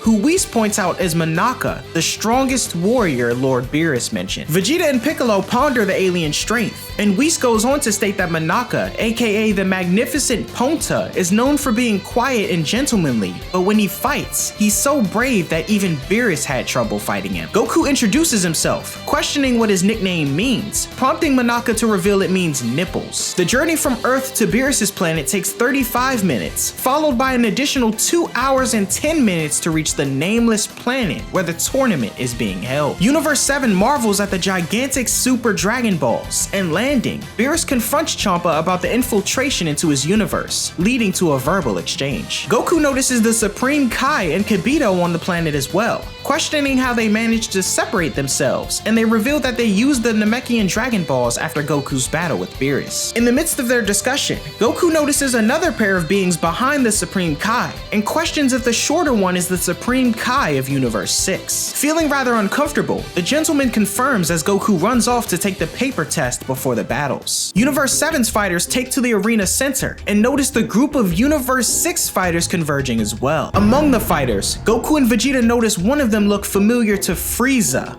much to their surprise. Vados instructs the competitors to find their seats, as Goku and the others observe the Frieza-like fighter, but Piccolo senses a difference and doesn't detect any evil aura. Goku is also curious about the robot-like contestant, when suddenly, the boy on the Universe 6 team spots Goku and Vegeta. Rushing over, he inquires if the two are Saiyans, and they confirm, Vegeta questioning if there are Saiyans on their side as well. The boy then reveals that he himself is of the Saiyan race. This surprises Goku and Vegeta, as Vegeta notes the similarity in the Saiyans' outfit to those before joining Frieza's army in Universe 7. The Universe 6 Saiyan questions who Frieza is and reveals he hails from planet Sadala, shocking Vegeta as it still exists in Universe 6. Vegeta explains that Sadala was the original homeworld of the Universe 7 Saiyans before internal conflicts led to its destruction. They later stole a planet and named it Vegeta, only for it to be destroyed as well at the hands of Frieza. Goku questions where the Saiyan's tail is, and the Saiyans Saiyan clarifies that his universe lacks tails, works as warriors for hire, and combat evildoers without resorting to planet theft. Vegeta expresses interest in visiting planet Sadala one day, and the Universe 6 Saiyan welcomes him, adding that they won't hold back in the ring. Vados then announces the commencement of the written test, consisting of 10 questions to gauge minimal intelligence. The time limit is 10 minutes, and entrants need at least 50 points to pass. Everyone begins, and Goku receives a scolding for speaking aloud during the test. 10 minutes come and go, and Majin Buu is the only one who fails, disqualifying him from participating. Piccolo berates Buu for getting everything wrong, including his name, prompting Buu to tell the Namekian he's never done anything like this before. Vegeta panics as Universe 7's team is reduced to only 4 fighters, and Goku scolds him for coming up with this idea, stating he barely managed to pass the written test himself. Beerus criticizes the team and designates Monaka as the final fighter due to his overwhelming strength, prompting the trio to play rock, paper, scissors to decide the order. With that, Goku will be going first, Piccolo second, Vegeta third, and Monaka last. Goku, wishing he could watch the other matches before fighting, breezily suggests the group not blame him if he defeats the entire opposing team single-handedly. The Universe 6 and 7 Gods of Destruction tournament officially commences, and after an energetic performance by a tournament singer, the announcer brings out Botamo, a bear-like being from Universe 6, and Goku, the Saiyan from Universe 7. Goku's family and Beerus wish him good luck, and the first match begins. Botamo immediately launches in,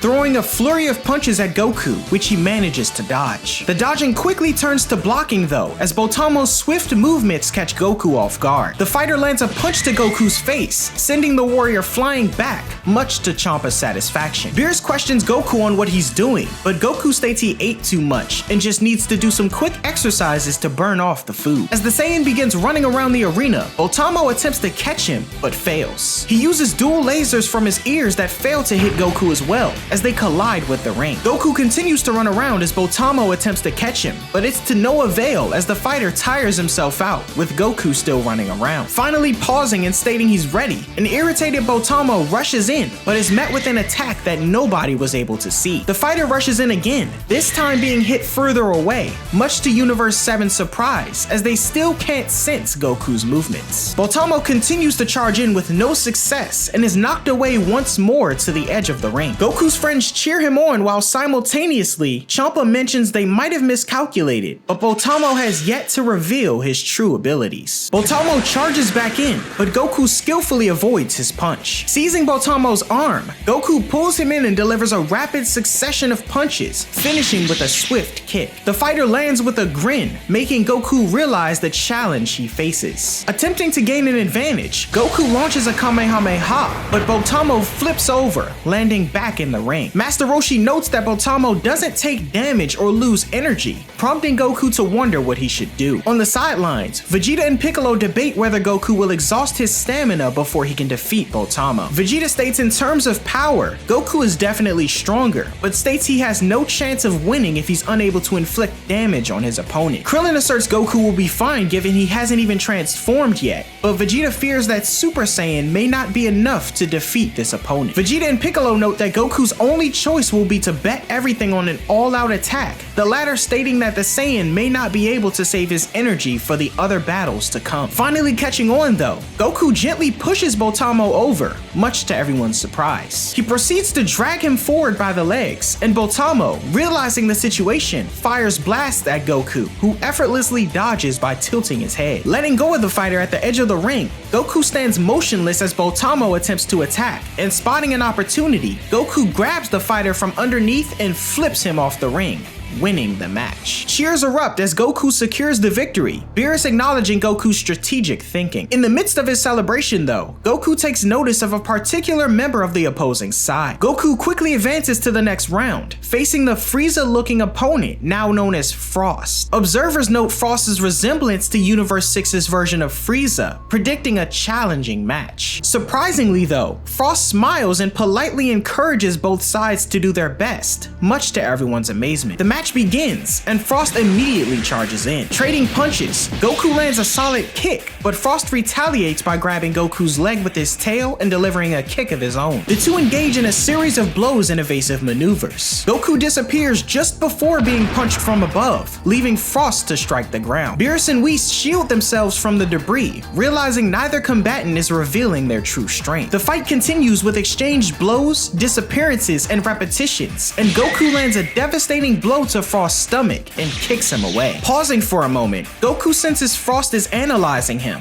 prompting him to request Frost to transform into his final form. Goku perceives Frost contemplating incremental transformations to assess him further, and when Frost wonders how Goku was aware of this, Goku reveals his experience with a similar fighter in his universe. The Saiyan advises Frost to transform once more, and the fighter does so. When the smoke clears, Frost appears in a form similar to that of Frieza's third form on planet Namek. Vegeta asserts Frost is lying about this being his final transformation, and Krillin notes that Goku's never seen this form before, as Piccolo says it brings back bad memories. Goku, displaying a mix of confusion and disappointment, admits this form is different from the one he's faced. Frost questions Goku about the outcome of the other universe's battle, but Goku advises against asking. Assuming his counterpart lost against Goku in his universe, Frost hopes the same doesn't happen to him, and the two agree to continue. As the fight goes on, Champa, Vados, and Universe's 6th Supreme Kai believe Frost is winning, but the Elder Supreme Kai from Universe 7 laughs, casting doubt on their assessment. Frost launches a blast that hits Goku head on, assuming victory, but Goku swiftly rises, thanking Frost for the warm-up. Goku declares that Frost is still concealing another transformation and transforms into a Super Saiyan, surprising both Champa and Frost. Goading Frost to power up or face defeat, Goku charges in, leading Frost to panic and transform once more. When the smoke clears, Goku looks satisfied as Frost, standing before him, dons his final form reminiscent of Frieza's. With both Goku and Frost in their transformed states, the true battle commences. Frost unleashes a massive surge of energy, and Goku responds by upping his power as well. Frost charges in, leaping from the arena floor to launch a blast at Goku, but Goku effortlessly deflects the attack. Frost launches another ki blast followed by a barrage, but the Saiyan continues to swat them all away. Drawing closer while continuing his assault, Frost is halted as both his arms are caught by Goku, the latter kicking him away and knocking him into the protective ceiling above. Glaring down at the confident warrior, Frost grows irate and launches downward,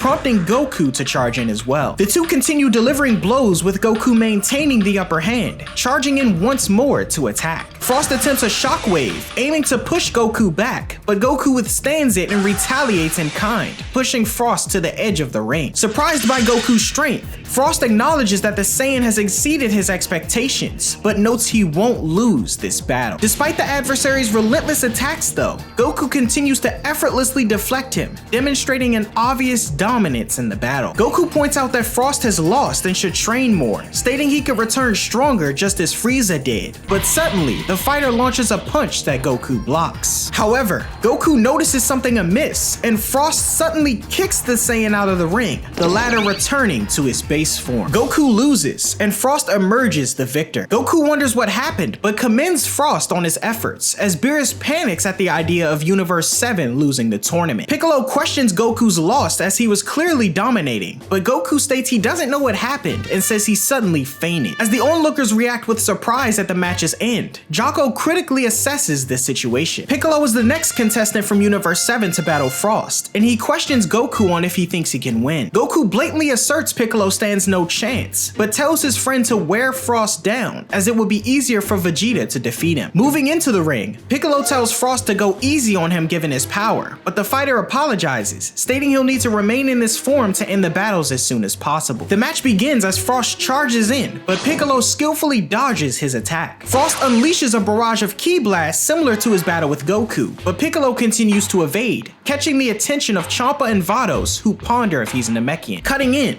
Piccolo asserts that he's not Namekian, but the reincarnation of Demon King Piccolo, as he removes his weighted clothing and asserts that he and Frost's battle will end with a stalemate at best. Piccolo attacks Frost with outstretched arms, remaining on the defensive as Frost continues his attempts to blast Piccolo, both fighters depleting their stamina. As the two stand winded, Frost decides to end the match immediately. He charges in and throws punches at Piccolo, but despite the fighter's ability to catch the final blow, a decisive single attack from Frost once again sends his opponent out of the ring. Frost secures victory once more, much to Champa's happiness, and Piccolo wonders what happened as he never lets his guard down. Vegeta moves in to battle Frost next, but suddenly Jocko raises an objection, claiming that Frost is using a concealed needle-like weapon. Defending Frost, Champa states he's a man of honor and threatens to erase Jocko if his claims prove false. Beerus insists on an investigation, and upon inspection from the announcer, he's jabbed with the weapon and topples over. Frost argues the needle is a natural part of his body, but the announcer disagrees, noting signs of bodily modification. As a result, Frost is disqualified, and the winner of the match is Piccolo. Champa is furious with Frost for embarrassing him, but the fighter scoffs at the remark, stating he wanted to end the matches quickly. Frost faces the possibility of erasure, but Vegeta intervenes, suggesting there's no need for disqualification, as he'll personally eliminate Frost with his own hands. Despite Piccolo's loss being expunged from the record, Vegeta insists on taking the next match. The announcer states that Piccolo would still be the one fighting though, but Piccolo withdraws, allowing Vegeta to get his turn. The announcer declares the next match to be Frost versus Vegeta, and suddenly, Beerus cuts in with a demand of his own. Highlighting Goku's injury from Frost's weapon, Beerus demands that Goku be allowed to re-enter the tournament as well, and the request is accepted. Vegeta, however, asserts that he'll be the one to handle Frost, and Beerus exclaims that no matter what, Monaka must fight last. The Destroyer then solidifies the lineup with Vegeta fighting first, then Goku, then Monaka, as the next match is about to begin. Vegeta immediately transforms to Super Saiyan, charging in as Frost blocks his attack. The latter is left on the defensive as Vegeta decides to end things quickly, grabbing him by his shoulders and delivering a decisive blow to his gut, sending him flying. Vegeta then uses a shockwave to push Frost out of the ring completely,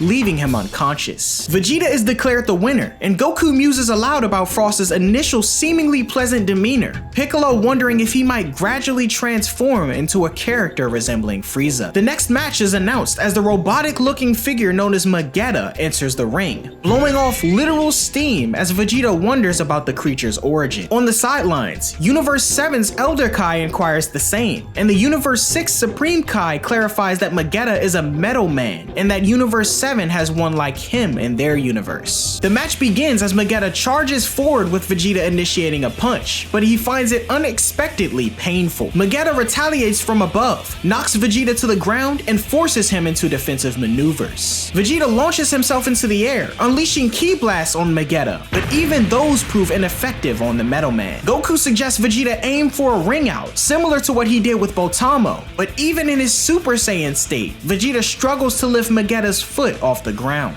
In response, Magetta smashes Vegeta over the head with intense force, prompting the Saiyan to retreat to the air, pondering his next move. With a ring out tactic proving futile, Vegeta improvises as he launches a barrage of ki blasts at Magetta once more, this time chipping away at the arena, aiming to obliterate any solid ground for Magetta to stand on. Magetta counterattacks by spitting lava-like saliva at Vegeta's blasts, nullifying them, much to his shock. The Saiyan questions if this attack is breaking the rules, but the announcer asserts that Magetta's spit is part of his body, angering Vegeta. Growing increasingly frustrated, Vegeta insults Magetta as a piece of iron trash, suddenly freezing the Metal Man and catching him off guard, knocking him out of the ring. Vados and Champa express disappointment as Vegeta is declared the winner, Whis clarifying that the Metal Man race are very delicate people, so fragile that insults can depress them and destroy their ability to fight. This fact not being common knowledge, it was likely what Champa was betting on nobody to find out, and Vegeta revels in his victory. Up next to battle Vegeta is the Saiyan warrior from Universe 6, now known as Kaba. Smirking, Vegeta advises Kaba to unveil his true power right away, and Kaba agrees as the battle begins. Kaba rushes in and manages to surprise Vegeta with a few good kicks. Leaping into the air, Kaba utilizes the glare from the sun to mask his movements, landing on Vegeta's chest and knocking him to the ground. Charging a powerful ki blast, the Universe 6 Saiyan swiftly launches it at Vegeta, who manages to dodge it and counter with a kick that sends Kaba crashing to the arena floor. Rising from the battle dust, Kaba appears out of breath, Vegeta noting that he's quite an experienced fighter, similar to the Saiyans of Universe 7. He goes on to state that in his base form, Kaba is as strong as him and tells the boy to transform into a Super Saiyan. Kaba, however, informs Vegeta that he's unable to perform such a transformation and questions if he can teach him how,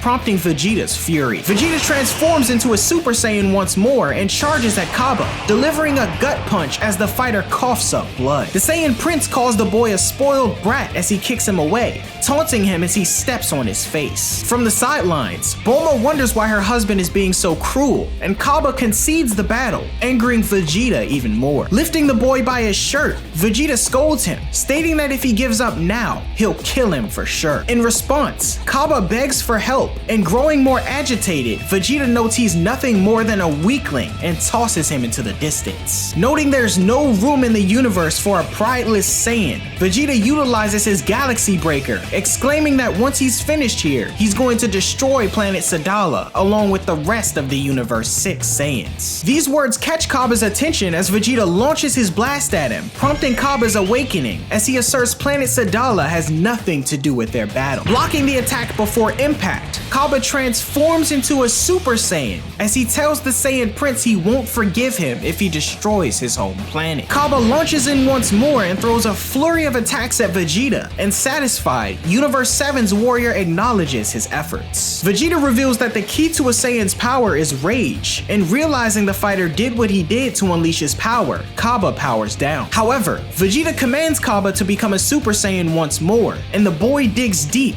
mastering the transformation indefinitely. Impressed, Vegeta transforms to Super Saiyan Blue, surprising Kaba and Champa as he notes with enough training, Kaba can achieve this form as well. Nearby, the mysterious fighter from Universe 6 wakes up from his nap, noticing the godly aura emanating from the opposing side. Vegeta swiftly elbows Kaba, knocking him out, and Piccolo notes that Vegeta was just teaching the boy a lesson during their battle. Vegeta is declared the winner of the match as he tells a now conscious Kaba to never forget the pride of the Saiyan race. The next matchup is announced: Vegeta versus Universe's 6th fighter, now known as Hit, and Champa notes his surprise at this living legend deciding to join the tournament in the first place. Hit rises from his seat and enters the ring as the next match begins. Vegeta uses Super Saiyan Blue right from the start and readies himself for battle, but Hit merely keeps his hands in his pockets, devoid of fighting stance. Vegeta rushes in, but right in the moment where his attack should land, Hit is able to punch Vegeta in the face, drawing blood. Vegeta launches in once more and the same thing happens, this time with Hit kicking Vegeta away. Reeling, Vegeta is pushed back, noting the blood he's shedding at the start of the battle. On the sidelines, Goku and the others are completely unable to see what Hit is doing, Manaka included. Vegeta continues getting pummeled,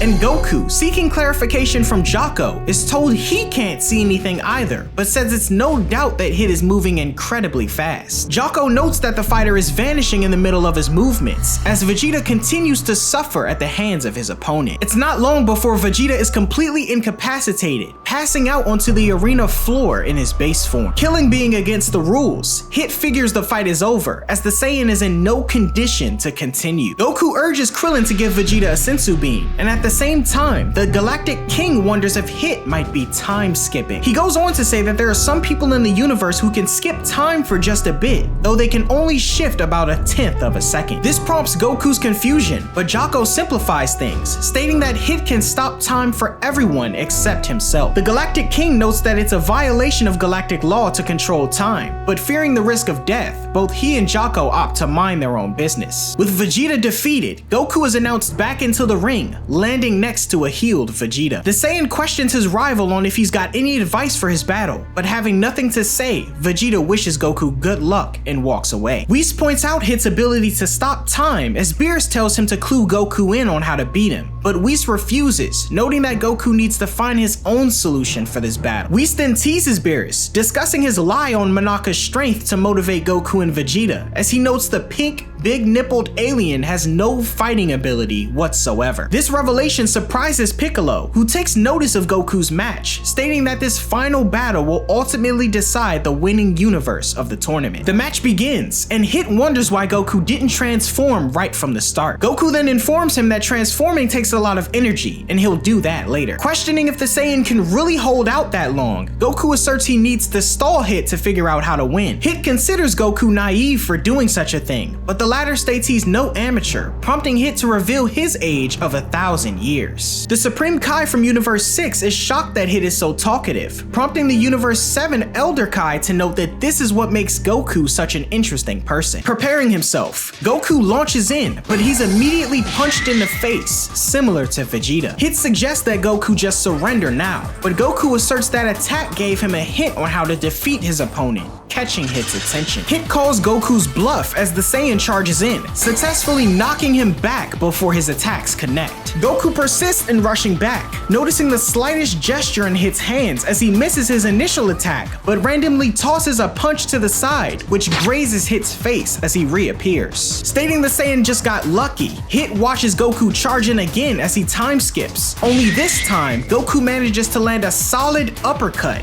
much to Hit's surprise. Hit questions how Goku could do such a thing, prompting the Saiyan to reveal his ability to predict Hit's movements a 1/10 of a second ahead. Confused and stating he can just adjust his strategy to move in ways that can't be predicted, Goku discloses his analysis to Hit, noting that his hands stay in his pockets while he hides his feet under his coat to mask his movements. With this, Goku asserts that Hit can't change whatever movements he's already started and powers up to Super Saiyan, stating that the real fun begins now. Though Hit questions why Goku isn't using the blue-haired form similar to Vegeta, Goku asserts he can use it, but is saving it for later. The battle intensifies as both Goku and Hit become more serious. Hit continues using his time skip and attempts to attack Goku, but Goku repeats his process of predicting the fighter's movements to avoid taking damage. Goku manages to land a kick that Hit blocks, Hit noting that he'll need to travel further into the future, and Goku noting he'll just need to predict even faster. The two continue trading blows, disappearing and reappearing before everyone's eyes. Champa grows concerned, but Vados assures him that while Hit expends no stamina with his time-skipping technique,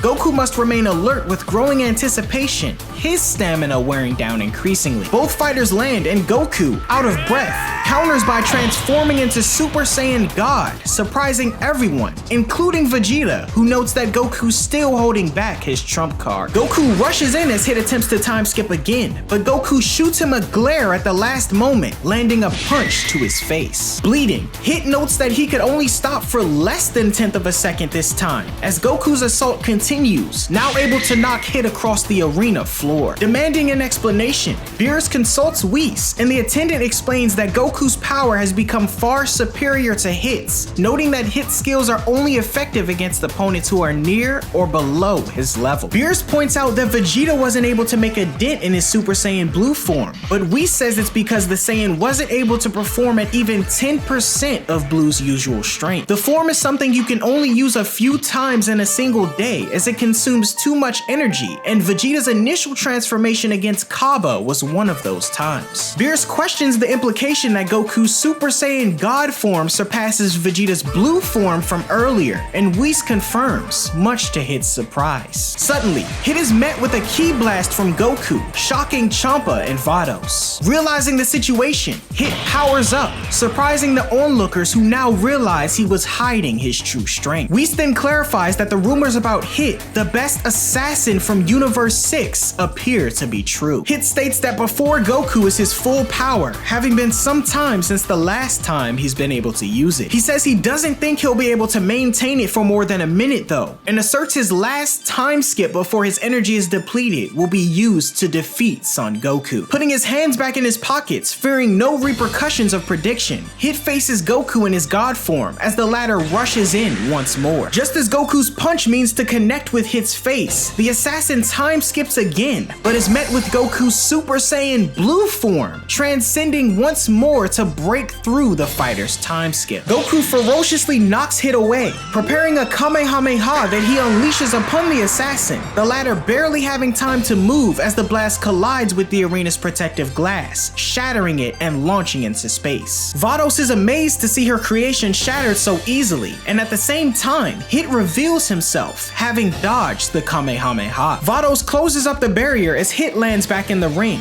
noting that he never expected to meet someone as strong as Goku, and expresses his admiration. Goku then states that he heard Hit was an assassin, prompting him to question the fighter on any killing techniques he wouldn't be able to use because of the rules. Hit alludes to this possibility, and Goku notes he's much stronger than he's seen so far, and opts to fight him again some somewhere else another time. Goku then leaps outside of the ring, surprising everyone as Hit is declared the winner of the match. Beerus, aware of Monaka's secret, questions Goku on what he's done, but the Saiyan says he couldn't pass up the opportunity to watch the strongest warrior in the universe fight, prompting a mixture of anger and fear in the destroyer. On the sidelines, Hit expresses more admiration for Goku, noting that he'll remember his name. The last match between Hit and Monaka is announced as Vegeta questions Goku's intentions. Goku, however, flips it and inquires why Vegeta transformed into blue against Kaba instead of saving it to fight Hit, prompting the Saiyan Prince to state he couldn't help but put Kaba on a better path. Soon after, Monaka walks into the ring, scared and crying as Hit notices Beerus panicking and realizes what's going on. The match begins and Monaka rushes in swinging, landing a tap to Hit's knee. A brief silence falls on the two, and Hit, aiming to let Universe 7 win, ejects himself from the ring,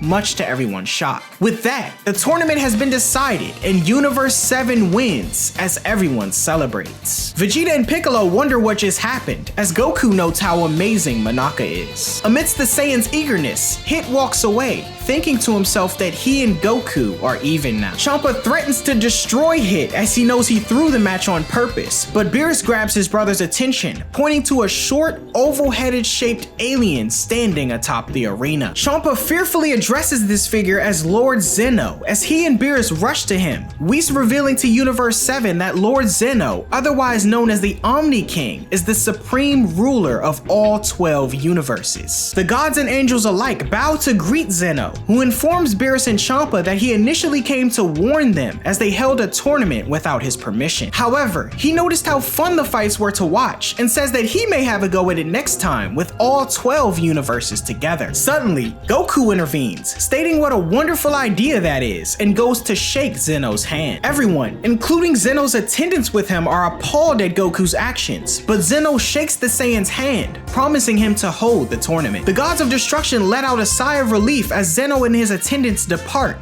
Beerus telling Goku that if he wanted to, Zeno could decimate an entire universe in the blink of an eye. Thus, the tournament ends with Universe 7's victory as all 6 Super Dragon Balls went to Beerus, with the nameless planet being revealed as the final Dragon Ball. Whis and company summon the dragon, Super Shenron, who appears incomparably large than both the Super Dragon Balls and the Shenron of Earth, as he grants a wish for Beerus. Bulma inquires what the wish was, but Beerus refuses to disclose it, as we cut to Champa, who's informed by Vados that their Earth has been resurrected, and their humans have now developed a culture that can create delicious meals. Whis, realizing Beerus' wish, praises him as Goku desires a battle with Monaka, but Beerus understandably refuses to allow it, as everyone makes their way back home. The Goku Black arc takes place after the events of the Universe 6 saga. In an alternate timeline, we focus on future Trunks, who's running and hiding from a mysterious being, causing destruction all over with ki blasts and explosions. He manages to escape and enters a building, meeting with future Mai. Mai asks future Trunks what happened to future Bulma, to which Trunks tells her that she got caught by the mysterious being after going out to clear the dust on their solar panels. This in turn alludes to future Bulma's death, and Mai consoles Trunks. Trunks and Mai then eat and rest, discussing going back 17 years in the past where Trunks' father and everyone else are still alive, their past in the parallel world. In the present timeline on Earth at Capsule Corp, the Dragon team are having a feast. Jocko complains to Bulma about the usage of time travel, stating that it's forbidden to manipulate time. Present Trunks' teacher educates Trunks and the Pilaf gang about parallel worlds in the meantime. After sparring, Goku and Vegeta join the feast and eat with Beerus and Whis. Whis tells Goku and Vegeta more about Zeno, stating that although he doesn't fight, he's indeed the strongest, and confirms it by telling the Saiyan duo that there were once 18 universes in total, but 6 universes were destroyed in an instant when he was in a bad mood. Meanwhile, in the alternate future, future Trunks and Mai reach Capsule Corp and prepare to go inside the destroyed building to find the time machine. Suddenly, the mysterious being appears and attacks them. Future Trunks and Mai fight back, only for the being to overpower the duo, and Mai gets critically injured and dies as a result. The being then reveals himself, being a man wearing black and gray Kai-like clothing, but his most distinctive feature is his identical appearance to Goku, with a green patara pierced in his left ear. Future Trunks mourns Mai's death, but transforms into a Super Saiyan to fight Goku Black. However, Black easily overwhelms the Super Saiyan and prepares to finish him off by stabbing him with Future Trunks' sword. Motivated to save his future for both Mai and his mother though, Future Trunks fires a blast to distract Black, allowing him to escape into Capsule Corp. Future Trunks starts up the time machine and begins to fly away. Black, however, fires a Kamehameha at him, only to miss though due to the time machine finishing its teleportation to the past. In the present, Goku and Vegeta spar while Whis and Beerus watch. Trunks along with the Pilaf gang are having a school lesson and afterwards break for lunch. Suddenly, Future Trunks' time machine appears from the sky and lands. Present Trunks goes to see who's inside and sees a person similar to him but unconscious. Bulma arrives and asks Goku to grab her Senzu bean. Goku uses instant transmission to get to Korin's tower to get one. Meanwhile, Bulma gets the unconscious Future Trunks out of the time machine and onto a bed. Trunks and the Pilaf gang are confused as to whom the mysterious person might be. The Saiyans see Future Trunks, who is unconscious and injured, and Vegeta grabs the Senzu bean from Goku to give it to him. Trunks wakes up and attacks Goku, much to everyone's shock. Goku, who stopped the attack, explains to Trunks that it's him. Future Trunks snaps out of his rage and is glad to see Goku, Vegeta, and especially his mother alive and well. Goku asks Future Trunks who badly injured him and wonders if it was Majin Buu. However, Future Trunks explains that he defeated Deborah and Babidi before they could resurrect Majin Buu, much to Vegeta's satisfaction. Whis is surprised and impressed that humans managed to create a time machine, but explains that time travel is a serious crime and Beerus thinks of destroying the Earth, although Bulma defends that it was her future counterpart who created the time machine and not her exactly. Future Trunks explains that the new enemy who badly injured him wants justice by eradicating every last Earthling and explains that he's already wiped out countless planets and their civilizations before coming to Earth. Trunks says that he and the Earthlings managed to hold off the enemy for about a year, but now there are only a handful of humans left, not including his mother. Vegeta asks who did this, to which Future Trunks explains that it was Goku, much to everyone's surprise. Future Trunks further elaborates, stating that while the enemy looked identical in appearance to Goku, he had a heart full of malice. Goku then understood why Future Trunks attempted to attack him earlier, to which Trunks apologizes. Future Trunks then reveals that the name of the enemy is Goku Black. Goku decides that all they need to do is go to the future and beat Goku Black to eliminate the threat. However, Future Trunks explains that the time machine doesn't have enough fuel to travel back to the future. He says that the fuel needed to power the time machine is blue number 15 electro fluid, which surprises Bulma as the fuel is something she was developing at the moment. Bulma says that she can have the fuel ready within a day, much to Future Trunks' shock. Goku and Vegeta decide to go with Future Trunks once the time machine is ready. Bulma allows this, but asks them to come back safely, to which the Saiyans reply that they will. Future Trunks then urges Goku and Vegeta not to underestimate Black though, as he's extremely strong, to which Goku decides to spar with Future Trunks in order to gauge Black's true strength. Outside, Goku and Future Trunks do some sparring, with the two of them transforming into Super Saiyan 2. Goku is pleased with Future Trunks' strength and shows him Super Saiyan 3, ending the sparring session with a devastating kick to the back of Trunks' head with what appeared in aura to be Goku's Super Saiyan God form. Goku was impressed that Trunks managed to attain this level of strength all by himself. However, even with all this power, Trunks admits that it was nothing compared to Black. Seeing that they might have their hands full on this one, Goku invites Beerus to join them, but Beerus declines as he has no interest in the parallel Earth, wondering why his future counterpart will let a nut job like Black run around free. Whis mentions that what he's probably doing is no different than the present Beerus. Beerus of course takes offense to this, and then says that he's nothing like Black, who kills with no consideration for the balance of the universe. Future Trunks is confused, asking what this God of Destruction is that Beerus and Whis keep mentioning. Whis takes note of this, and asks Future Trunks what happened to the Supreme Kai in his timeline. Future Trunks says that in the process of defeating Deborah, it required the Supreme Kai's sacrifice, and he died as a result. This development shocked Beerus and Whis. Beerus is furious that the Supreme Kai of Trunks' timeline stuck his nose in unnecessary business. Goku asks what the problem is, saying that he had no idea Beerus liked Supreme Kai that much. Whis says that wasn't the case though, explaining that the Supreme Kai and God of Destruction are a set. If the Supreme Kai dies, the God of Destruction dies as well. Everyone is shocked at this new development, and Whis explains that in all likelihood, the God of Destruction from Future Trunks' timeline no longer exists. Trunks continues to explain his past in more detail. A few years before traveling back to the present timeline, the Supreme Kai and Kibito took Trunks to their world in order to train him to prepare for Babidi's arrival. Trunks was trained in using the Z-Sword and became more powerful as a result of wielding it. But just before Trunks would inevitably break the Z-Sword on the hardest metal in the universe, Babidi and Deborah arrived on Earth. Deborah overwhelmed Trunks and destroyed the Z-Sword by spitting on it and turning it into stone. It also killed the old Kai sealed away in it as well. Seeing him overwhelmed, the Supreme Kai attempted to intervene, only to be heavily injured by Deborah. Then Deborah killed Kibito. Enraged, Trunks transforms into a Super Saiyan 2 and overwhelms Deborah. Deborah tries to fight back, but the Supreme Kai stops him in his tracks, allowing Trunks to land the final blow on Deborah and Babidi, killing them both. The emergence of Majin Buu had been prevented. However, the Supreme Kai had been fatally injured, drained of his energy, and died. Overlooking this battle, Goku Black is satisfied that he's found a universe that no longer has a God of Destruction. Future Trunks' story ends there, and Whis concludes that Goku Black can travel between parallel worlds as he knowingly and willingly went after one where a God of Destruction didn't exist. Beerus, however, finds this to be completely absurd. Goku then formally introduces Trunks to Beerus and Whis. Afterwards, Trunks meets his present self in Mai, which turned out to be a pretty cool interaction. Bulma then tells Trunks to change his clothes and that dinner will be at 6. Trunks leaves, still mourning the loss of future Mai. In the alternate future, Black confirms that Trunks has vanished from this timeline. Black states that he's eradicated the Kais from all other universes, and as a result, the gods of destruction are extinct as well. And now that Trunks has vanished, Black first concludes that there's no one left to oppose him, but then decides to sit tight and see what happens, as the persistence of a Saiyan should never be underestimated. Black then flies off, and we cut to future Mai's lifeless body being licked by a cat. Back in the present timeline on Earth, Trunks is having dinner with the Dragon Team. Trunks explains that Black stated he killed all the gods in his timeline. Beerus thinks that Black may show up in their timeline and try to kill their Kais as well, to which Whis responds that he hasn't heard from the Supreme Kai of any malicious activity and wonders if he should go and ask him. Beerus allows Whis to do so in order to find out if any god may turn evil. In the 10th universe on the world of the Kais, Kibito is fighting against the Kai apprentice of the 10th universe, Zamasu. Zamasu overwhelms Kibito in defense, strength, and speed, eventually defeating him with relative ease. As Zamasu goes to give Kibito a hand, the Supreme Kai is marveled at Zamasu's great skill and abilities. Goasu, the Supreme Kai of Universe 10, states that Zamasu is training to become their universe's Supreme Kai. Both Zamasu and Kibito give their respects to each other, with Zamasu happy that they were able to take down Majin Buu a few years ago. However, the Supreme Kai of Universe 7 and Kibito reply that they had help from Goku and his friends. Zamasu then inquires who Goku is. Universe 7 Supreme Kai explains that he's a pure-hearted Saiyan on Earth who reached the level of the gods. Zamasu is in disbelief, but Kibito explains that there have been some mortals in the 7th universe that have strength to match even the gods. However, the Supreme Kai of Universe 7 admits that there's still no entity that can surpass a God of Destruction, stating that entrusting the balance of the universe to them is the best decision. Zamasu agrees with that thought process, stating that the Supreme Kai made a wonderful decision and that unnecessary beings should be eliminated. He then says that they should continue to proactively protect the order of both their universes, to which the Supreme Kai agrees. After the Supreme Kai and Kibito leave, Goasu praises Zamasu on his martial arts skills, but decides that they must work on polishing his inner self. Inside the training hall,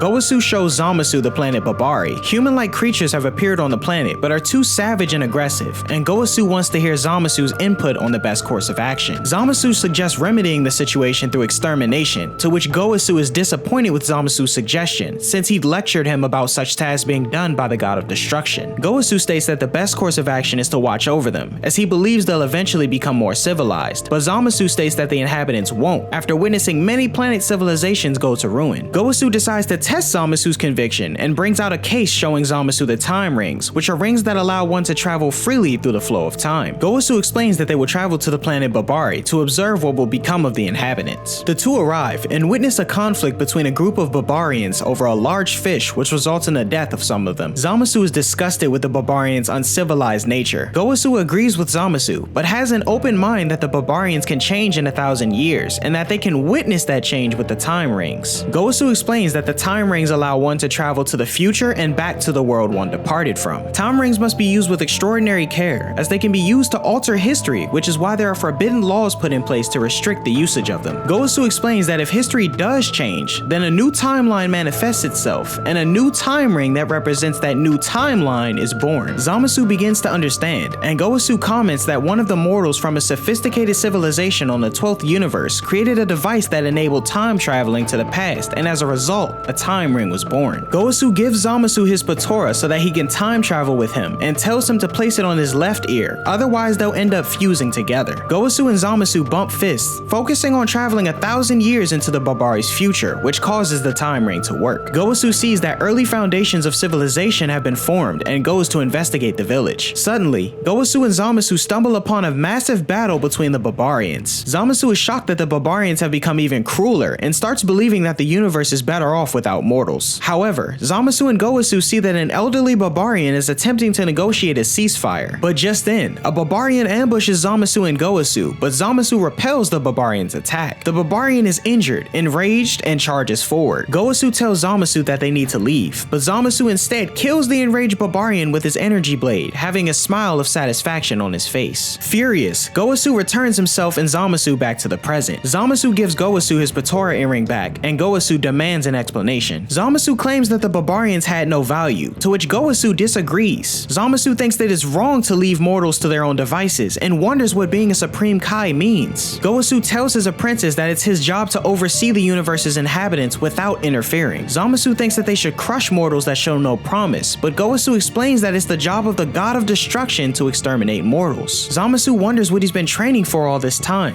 and Gowasu explains that the training is supposed to help him to find composure and tranquility within himself. Zamasu thanks his teacher for his guidance, and Gowasu asks Zamasu to get him some tea. Back at Capsule Corp, the Dragon team is playing a go-kart game, and Future Trunks wins. Beerus is annoyed that he lost and tells Whis that they're leaving. Future Trunks is glad to see that he can sit back and enjoy himself, and wishes for his world to be peaceful and fun once they get to defeat Goku Black. Future Trunks asks Goku and Vegeta to go with them to his future, to which they accept, and Vegeta tells Trunks that he's going to train with him tomorrow morning in the gravity room. Back in the 10th universe, Zamasu is watching God 2, more specifically the battle between Goku and Hit during the 6th and 7th universe tournament. Gowasu shows up and sees the video Zamasu is watching. Gowasu is in disbelief that Goku has achieved the power of a god, while Zamasu is surprised that even the Omni King showed up to the tournament. Near the end of the video, Zamasu sees large orange orbs and asks what they are. Gowasu explains that the enormous orbs are called Super Dragon Balls and that they're capable of granting any wish. This information interests Zamasu. In the 7th universe on Earth at Capsule Corp, the next day has arrived. Future Trunks and Vegeta are training in the gravity room while Goku is meditating outside. Beerus and Whis are watching Goku's solo training when the Supreme Kai arrives. Beerus and Whis ask Supreme Kai about any gods with extreme ideologies revolving around the destruction of humanity. Supreme Kai thinks that Kibito might fill the requirements, given his discriminatory remarks against mortals, but isn't sure. Before they can investigate though, Whis receives a message from the Grand Priest. He tells Goku that the Omni King wants an audience with him, which in turn shocks Beerus. Goku of course doesn't want to go, but Beerus pressures him to do so and orders him to be on his best behavior. Beerus orders Whis to go with Goku as well while he remains on Earth, and the Supreme Kai takes Goku and Whis using teleportation. At the Omni King's palace, Supreme Kai, Goku, and Whis arrive. The Grand Priest welcomes the party and thanks them for coming. Whis and the Supreme Kai bow their heads to the Grand Priest while Goku casually greets him. Whis apologizes to the Grand Priest for Goku's improper clothing. However, the Grand Priest is fine with it since they're likely the nicest he's got. The Grand Priest shows Goku, Whis, and Supreme Kai to the Zeno's sanctum. Along the way, Whis notes that the Grand Priest is the strongest being he knows, and even he wouldn't be able to keep up with him. Seeing that he's that strong, Goku thinks about telling him about Goku Black, although Whis informs Goku that angels must remain neutral, meaning that the Grand Priest cannot help him. Inside the sanctum, Zeno is happy to see Goku and tells him that he wants him to be his friend. Goku is more than happy to be friends, but informs Zeno that he's extremely busy, and once he's finished, he'll play with him and bring more friends. Zeno is satisfied and gives Goku the Zeno button, a device which will summon him. After exiting the sanctum, Goku's party leaves the Zeno's palace. In the 10th universe within the realm of the Kais, Gowasu asks Zamasu for a cup of tea, only to see that he isn't around. He was actually on Zuno's planet, having some questions answered. Zuno tells Zamasu that he must gather up all 7 Super Dragon Balls in order to summon Super Shenron, who will grant any one wish he makes, and afterwards, the Super Dragon Balls will scatter across the 6th and 7th universes. Zamasu asks this question again, and Zuno answers that he must collect all 7, but they've been recently used and won't activate for quite a while. Zamasu asks how long the Super Dragon Balls will take to recharge, to which Zuno answers 1 year. Zamasu then demands the location of the Super Dragon Balls. In Earth's orbit, Beerus is becoming annoyed with waiting, but Goku's party appears before him. They go to Capsule Corp, with the Supreme Kai reminding Goku not to break his promise to Zeno, to which Goku replies that he won't. Before they can further discuss the identity of Goku Black though, Kibito and the Elder Kai arrive. Kibito explains that the Elder Kai received a message from Zuno, saying that Zamasu of the 10th universe came seeking details about the Super Dragon Balls. Kibito continues saying that Zamasu had many questions regarding Goku. One peculiar question being if it was possible for a normal person and a god to exchange bodies, which shocks the Dragon team. The Dragon team know now for a fact that the true identity of Goku Black is actually Zamasu, who stole Goku's body. However, this doesn't explain how Goku Black can travel through time, because he isn't a Supreme Kai and cannot use a time ring. To give further clarification, Whis asks Future Trunks about the color of Goku Black's Patora earring, to which Future Trunks confirms that the color of Black's earring is the same as Whis' illustration. frustration. Whis believes that Zamasu killed Gowasu in order to obtain the ability to use the time ring, which means present Gowasu is in danger. Beerus and Whis travel to Gowasu while future Trunks, Goku, and Vegeta prepare to use the time machine to go back to the future. In the 10th universe within the world of the Kais, Beerus and Whis meet with Gowasu and tell him that they wish to meet with Zamasu. However, Gowasu mentions that Zamasu isn't here at the moment, which doesn't inconvenience Beerus and Whis as they decide to wait. Future Trunks, Goku, and Vegeta use the time machine and go to the future, and the three investigate their surroundings. Suddenly, Future Trunks spots Mai and gives her a senzu bean, which saves her life, much to Trunks' relief.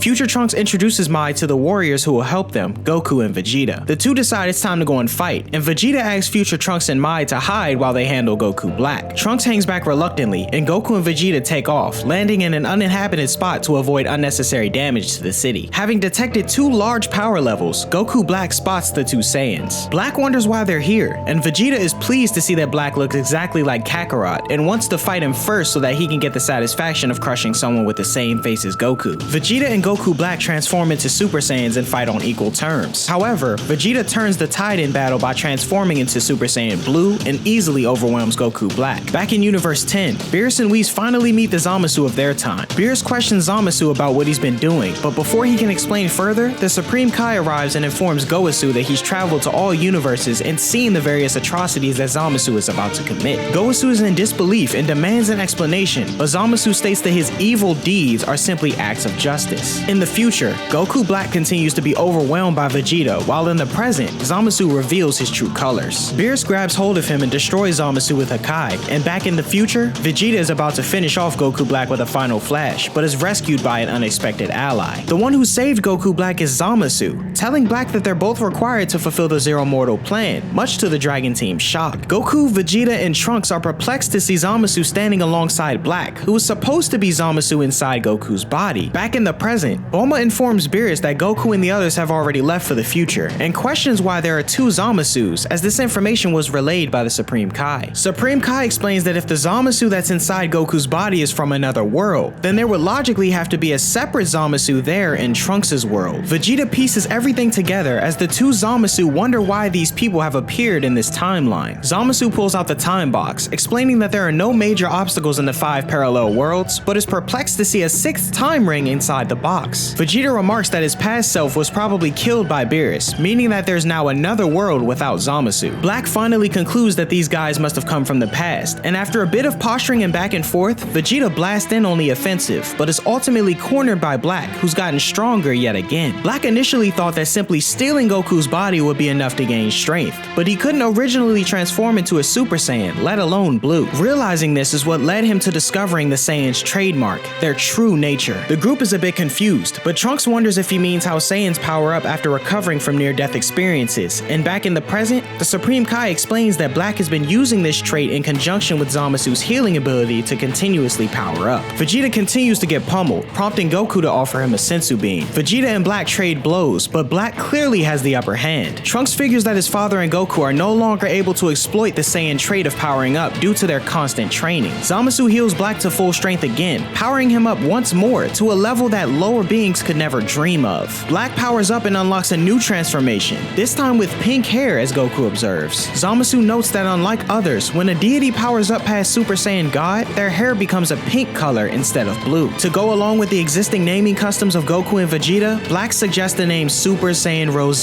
for his new form. Goku and Vegeta, rather than teaming up, decide to split the fights. Vegeta will continue against Black, while Goku takes on Zamasu to prevent him from continuously healing Black. As Goku's battles seem to be going a little too well, Trunks notices that something is wrong. When Goku knocks back Zamasu's own levitating debris, the god is impaled, but laughing all the while, Zamasu simply removes the broken pole while his body heals back to normal. Zamasu reveals that he not only destroyed the Dragon Balls after using them, but used them one last time for a wish for immortality, much to the shock of Goku and Trunks. Zamasu then telekinetically rips the senzu beans away from Goku and destroys them. Zamasu exploits these powers against Goku while Black wails on Vegeta, who collapses to the ground unconscious. Trunks screams for everyone to retreat, while Black mocks him for helping him power up all this time. Desperate for a way out, Trunks yells for Goku and Mai to close their eyes as he unleashes a solar flare on Zamasu and Black. Trunks and the others escape underground, trying to work out a strategy. Goku thinks back to how Master Roshi and his master were able to seal up an awful villain in a rice cooker with a Mafuba, and figure they'll be able to do the same with Zamasu. Trunks then suggests hurrying back to the past to learn this technique, and the group carries on. Black is unable to sense the Saiyans since they're able to reduce their energy. Smirking though, Black is able to hone in on Mai's key signature and teleports away with Zamasu. The gods see hooded figure sneaking off, but it's just a decoy. Mai jumps out with her shotgun and a bunch of mannequins, while Trunks jumps in from behind with a surprise sword attack, impaling Zamasu yet again. Off in the distance, Goku apologizes to Trunks for leaving him behind to fight alone again, departing in the time machine with Vegeta while Trunks and Mai stay behind at the mercy of Zamasu and Black. As the present-day Trunks beats up on Pilaf and Shu in an attempt to train, Mai is snapped out of a daydream by the time machine's reappearance. Much to everyone's surprise though, only Goku and Vegeta come out. Oh yeah, and the cat too. They explain that they had to leave future Trunks behind, but Goku says that he'll use this opportunity to learn the Mafuba. Goku believes they can travel back to the exact instance that they left, but Bulma explains that the machine is linked to the parallel timeline and not necessarily Trunks' future. Furthermore, it seems that the connection is weakening, so their next trip will be their last chance to make things right. The Supreme Kai abruptly gets up, though he explains that he's simply going to visit Gowasu in Universe 10 to offer his condolences and support, as well as fill him in on recent developments. Whis, however, doesn't appear to fully believe him. Beerus tells Goku and the others that he won't be going to the future, as he helped them out with Zamasu in this timeline, leaving the rest to them. Goku wonders what the future Whis would be doing, but Whis explains that Angel's jobs are simply suspended in the event that their respective god dies, truly leaving them with no godly allies in the future timeline. Vegeta departs, refusing to use a technique like the Mafuba and determined to kill Zamasu and Black in his own way, regardless of Super Saiyan Rose.